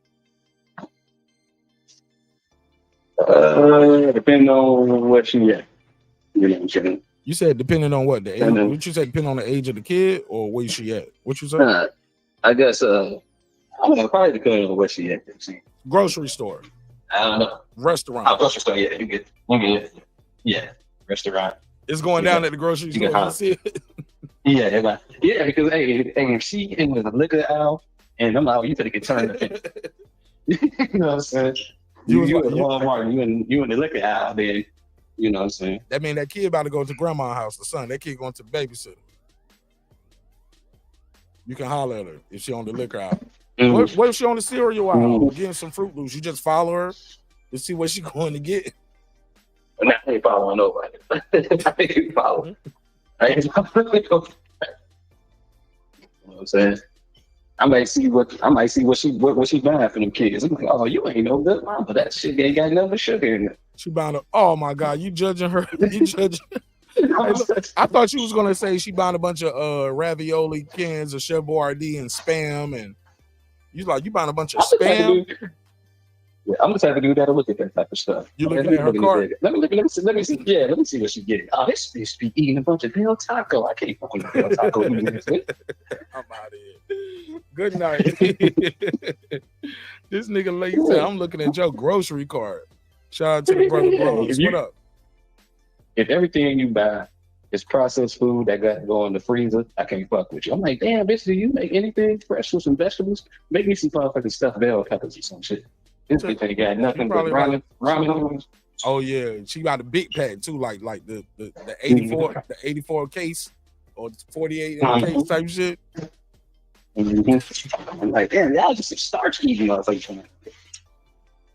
Maybe she don't want to cook for you, nigga. You eat your own food. This is what I'm buying for my family. Nah, that's what I'm saying, Jeff. I told you, I don't judge people by that's the family seasoning thing. I'm like, this is what you feed the kids on. Now, this is why your motherfucking kid gonna get pretty. Maybe she needs you to step in the house and be the leader, teach her what good eating is all about. You got to teach her what good eating is. That's a double, and that was a double entendre. You got to teach her though. How the hell the kid gonna go to sleep if she don't buy enough sugar? Like, God damn, this motherfucker up.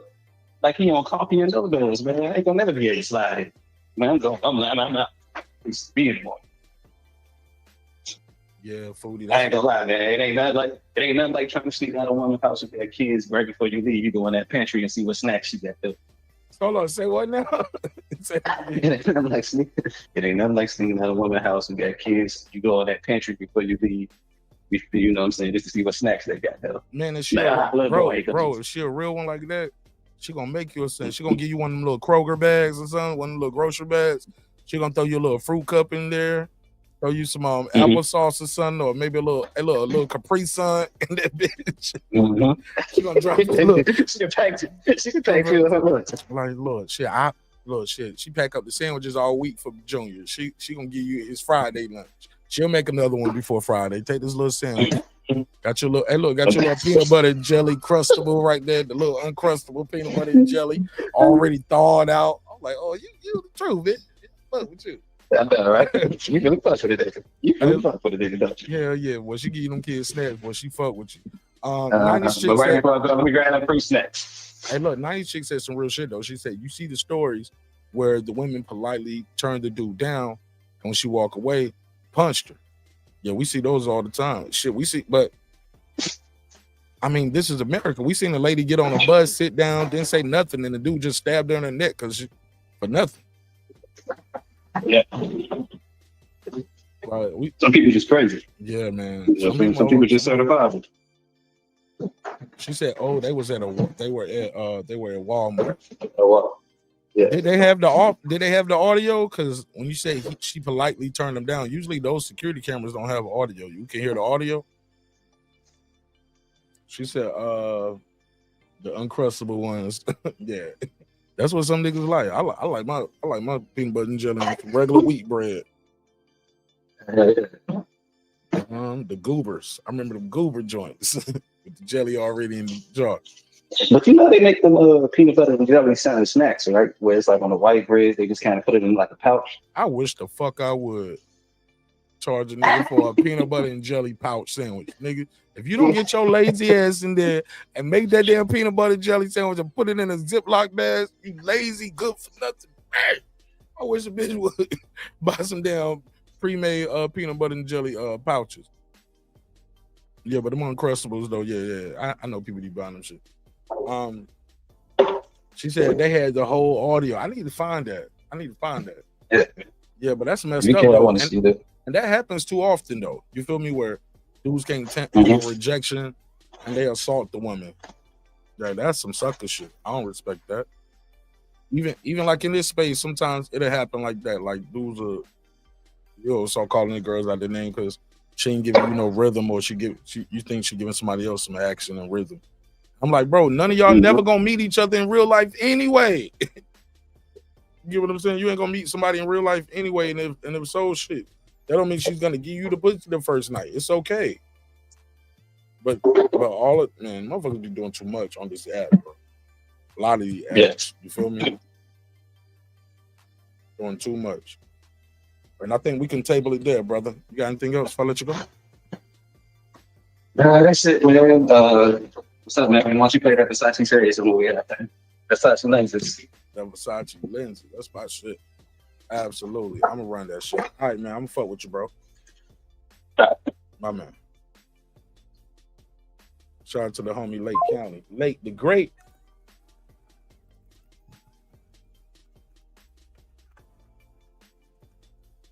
Hey, man, it's been another great episode of Breaking Beats where we break down business, entertainment, art, technology, sports, and any damn thing else you and I feel like talking about. We are the #1 hip-hop political sports show with a comedy twist. We like to let the jokes fly. You know why life is serious enough. Thank you for your time, your energy. Thanks for allowing me the opportunity to entertain you this evening, this morning, wherever you are in the world. Hopefully you were thoroughly entertained. If not, we'll try again on the next episode. I'm going to close it out with the Versace lenses. Thanks for the request. By yours truly, Martin Nash. Written, produced, engineered, and all that, but it's not mixed though. It's a rough version. It's only got my verse on them, but I love this song. It's called Versace Lenses, and we'll close it out with that. Hey, look, respect is free. Disrespect gonna cost you everything: your family, your freedom, your finances. Most importantly, your life. So let's show each other love and respect. If we can't do that, let's just show each other the door. You go your way, I go mine. And like Camron, I might pay you for your time. Fuck about it. Yo, that's crazy. Hey, look, dreams require sleep, goals require effort. Go ahead and get your goals. I'm on to the next episode. It's your man, Martin Nash. Let's play his Versace lenses on the way out the door. Let's get it. This the squad sound. Wise man once said, be careful who you bring in your house, you know? See, because everybody in your kitchen isn't there to help you cook. And everybody who sits at your table isn't there looking for a plate. Some people just there to steal your recipe. Sitting by the bus stop on benches, Chanel copping Benzes. Yeah, I seen it all through these Versace lenses. God first, give money, those are my intentions. They hating on me, but imitating my inventions. Listen, see, I'm watching how my watches glisten. I do it for the trappers, still keep a spotless kitchen. Because the mop stick is right by the pot that I cook the brick in. Fast forward, you still broke without a pot to piss in. That's some shit that you forgot to mention. While you was on your little gossip mission, I was out there pitching. Same shit your mom and pops was sniffing. Wonder if God forgive them. You can ask them for me when I sit you with them. It's kind of hard for me to pray for my enemies when I know every night they always pray for the end of me. How the fuck is a little me trying to belittle me? Bitch, you looking pitiful. I look like the epitome. Up in College Park, popping bottles where the women be. Oh, I think she like me. I can feel the energy. Or is it cause I'm ballin' and she know that I'ma spend a G? Haters on the side, looking sour like a lemon squeeze. I can see the fraud in you. I can see the tendencies. You gotta lie for every leg on the centipede. We can go to war, do it like the Genevieve. So hit the booth and trade bars. I got more than 10 of these.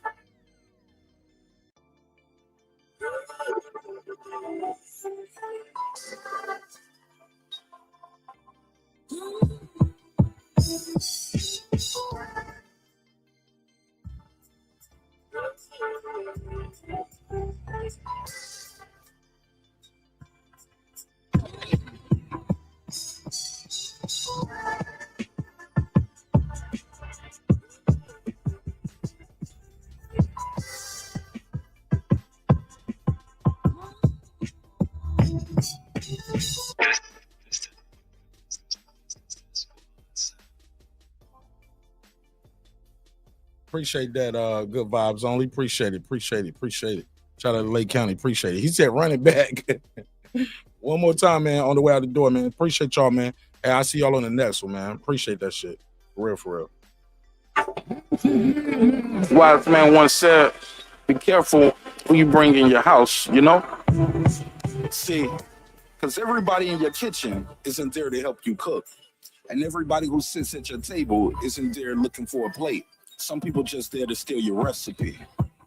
Sitting by the bus stop on benches, Chanel copping Benzes. Yeah, I seen it all through these Versace lenses. God first, give money, those are my intentions. They hating on me, but imitating my inventions. Listen, see, I'm watching how my watches glisten. I do it for the trappers, still keep a spotless kitchen. Because the mop stick is right by the pot that I cook the brick in. Fast forward, you still broke without a pot to piss in. That's some shit that you forgot to mention. While you was on your little gossip mission, I was out there pitching. Same shit your mom and pops was sniffing. Wonder if God forgive them. You can ask them for me when I sit you with them. It's kind of hard for me to pray for my enemies when I know every night they always pray for the end of me. How the fuck is a little me trying to belittle me? Bitch, you looking pitiful. I look like the epitome. Up in College Park, popping bottles where the women be. Oh, I think she like me. I can feel the energy. Or is it cause I'm ballin' and she know that I'ma spend a G? Haters on the side, looking sour like a lemon squeeze. I can see the fraud in you. I can see the tendencies. You gotta lie for every leg on the centipede. We can go to war, do it like the Genevieve. So hit the booth and trade bars. I got more than 10 of these.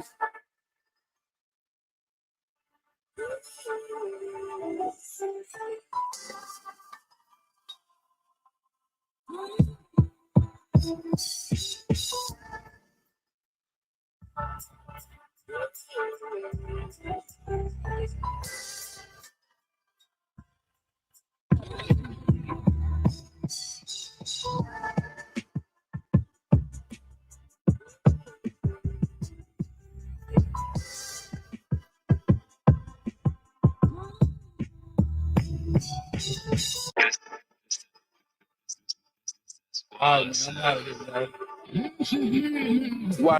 All right, man, I'm out of here, yo. Appreciate y'all, man. Shout out to everybody who pulled up on this episode. It meant a lot to me. Good vibes only say you snapping, bro. Appreciate that, Foodie, with the super sticker. Let me give it a drop. I don't know what's going on. I can't scroll up and get the drops right here. That's crazy. Will not let me scroll up right here. Some fuck shit right here. Damn.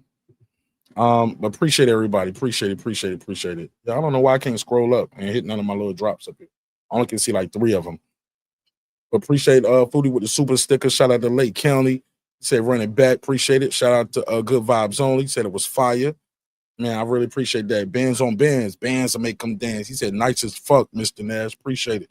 He said, you need to drop this shit. Stop holding on to the dope. Good work, sell itself. Absolutely. I couldn't agree more. Thank y'all for your time and energy. Again, thank you for the opportunity to entertain you all. And I'll see you on the next one, if God wills it. Peace. Oh, yeah. Not next episode. We got to get on that Charlie Kirk shit. They trying to kick niggas out the army. They fired an airplane pilot. Like we ain't got a shortage of those already because of their opinion on the death of a podcaster. We got to get on that Charlie Kirk conversation. We're going to talk about it. Peace.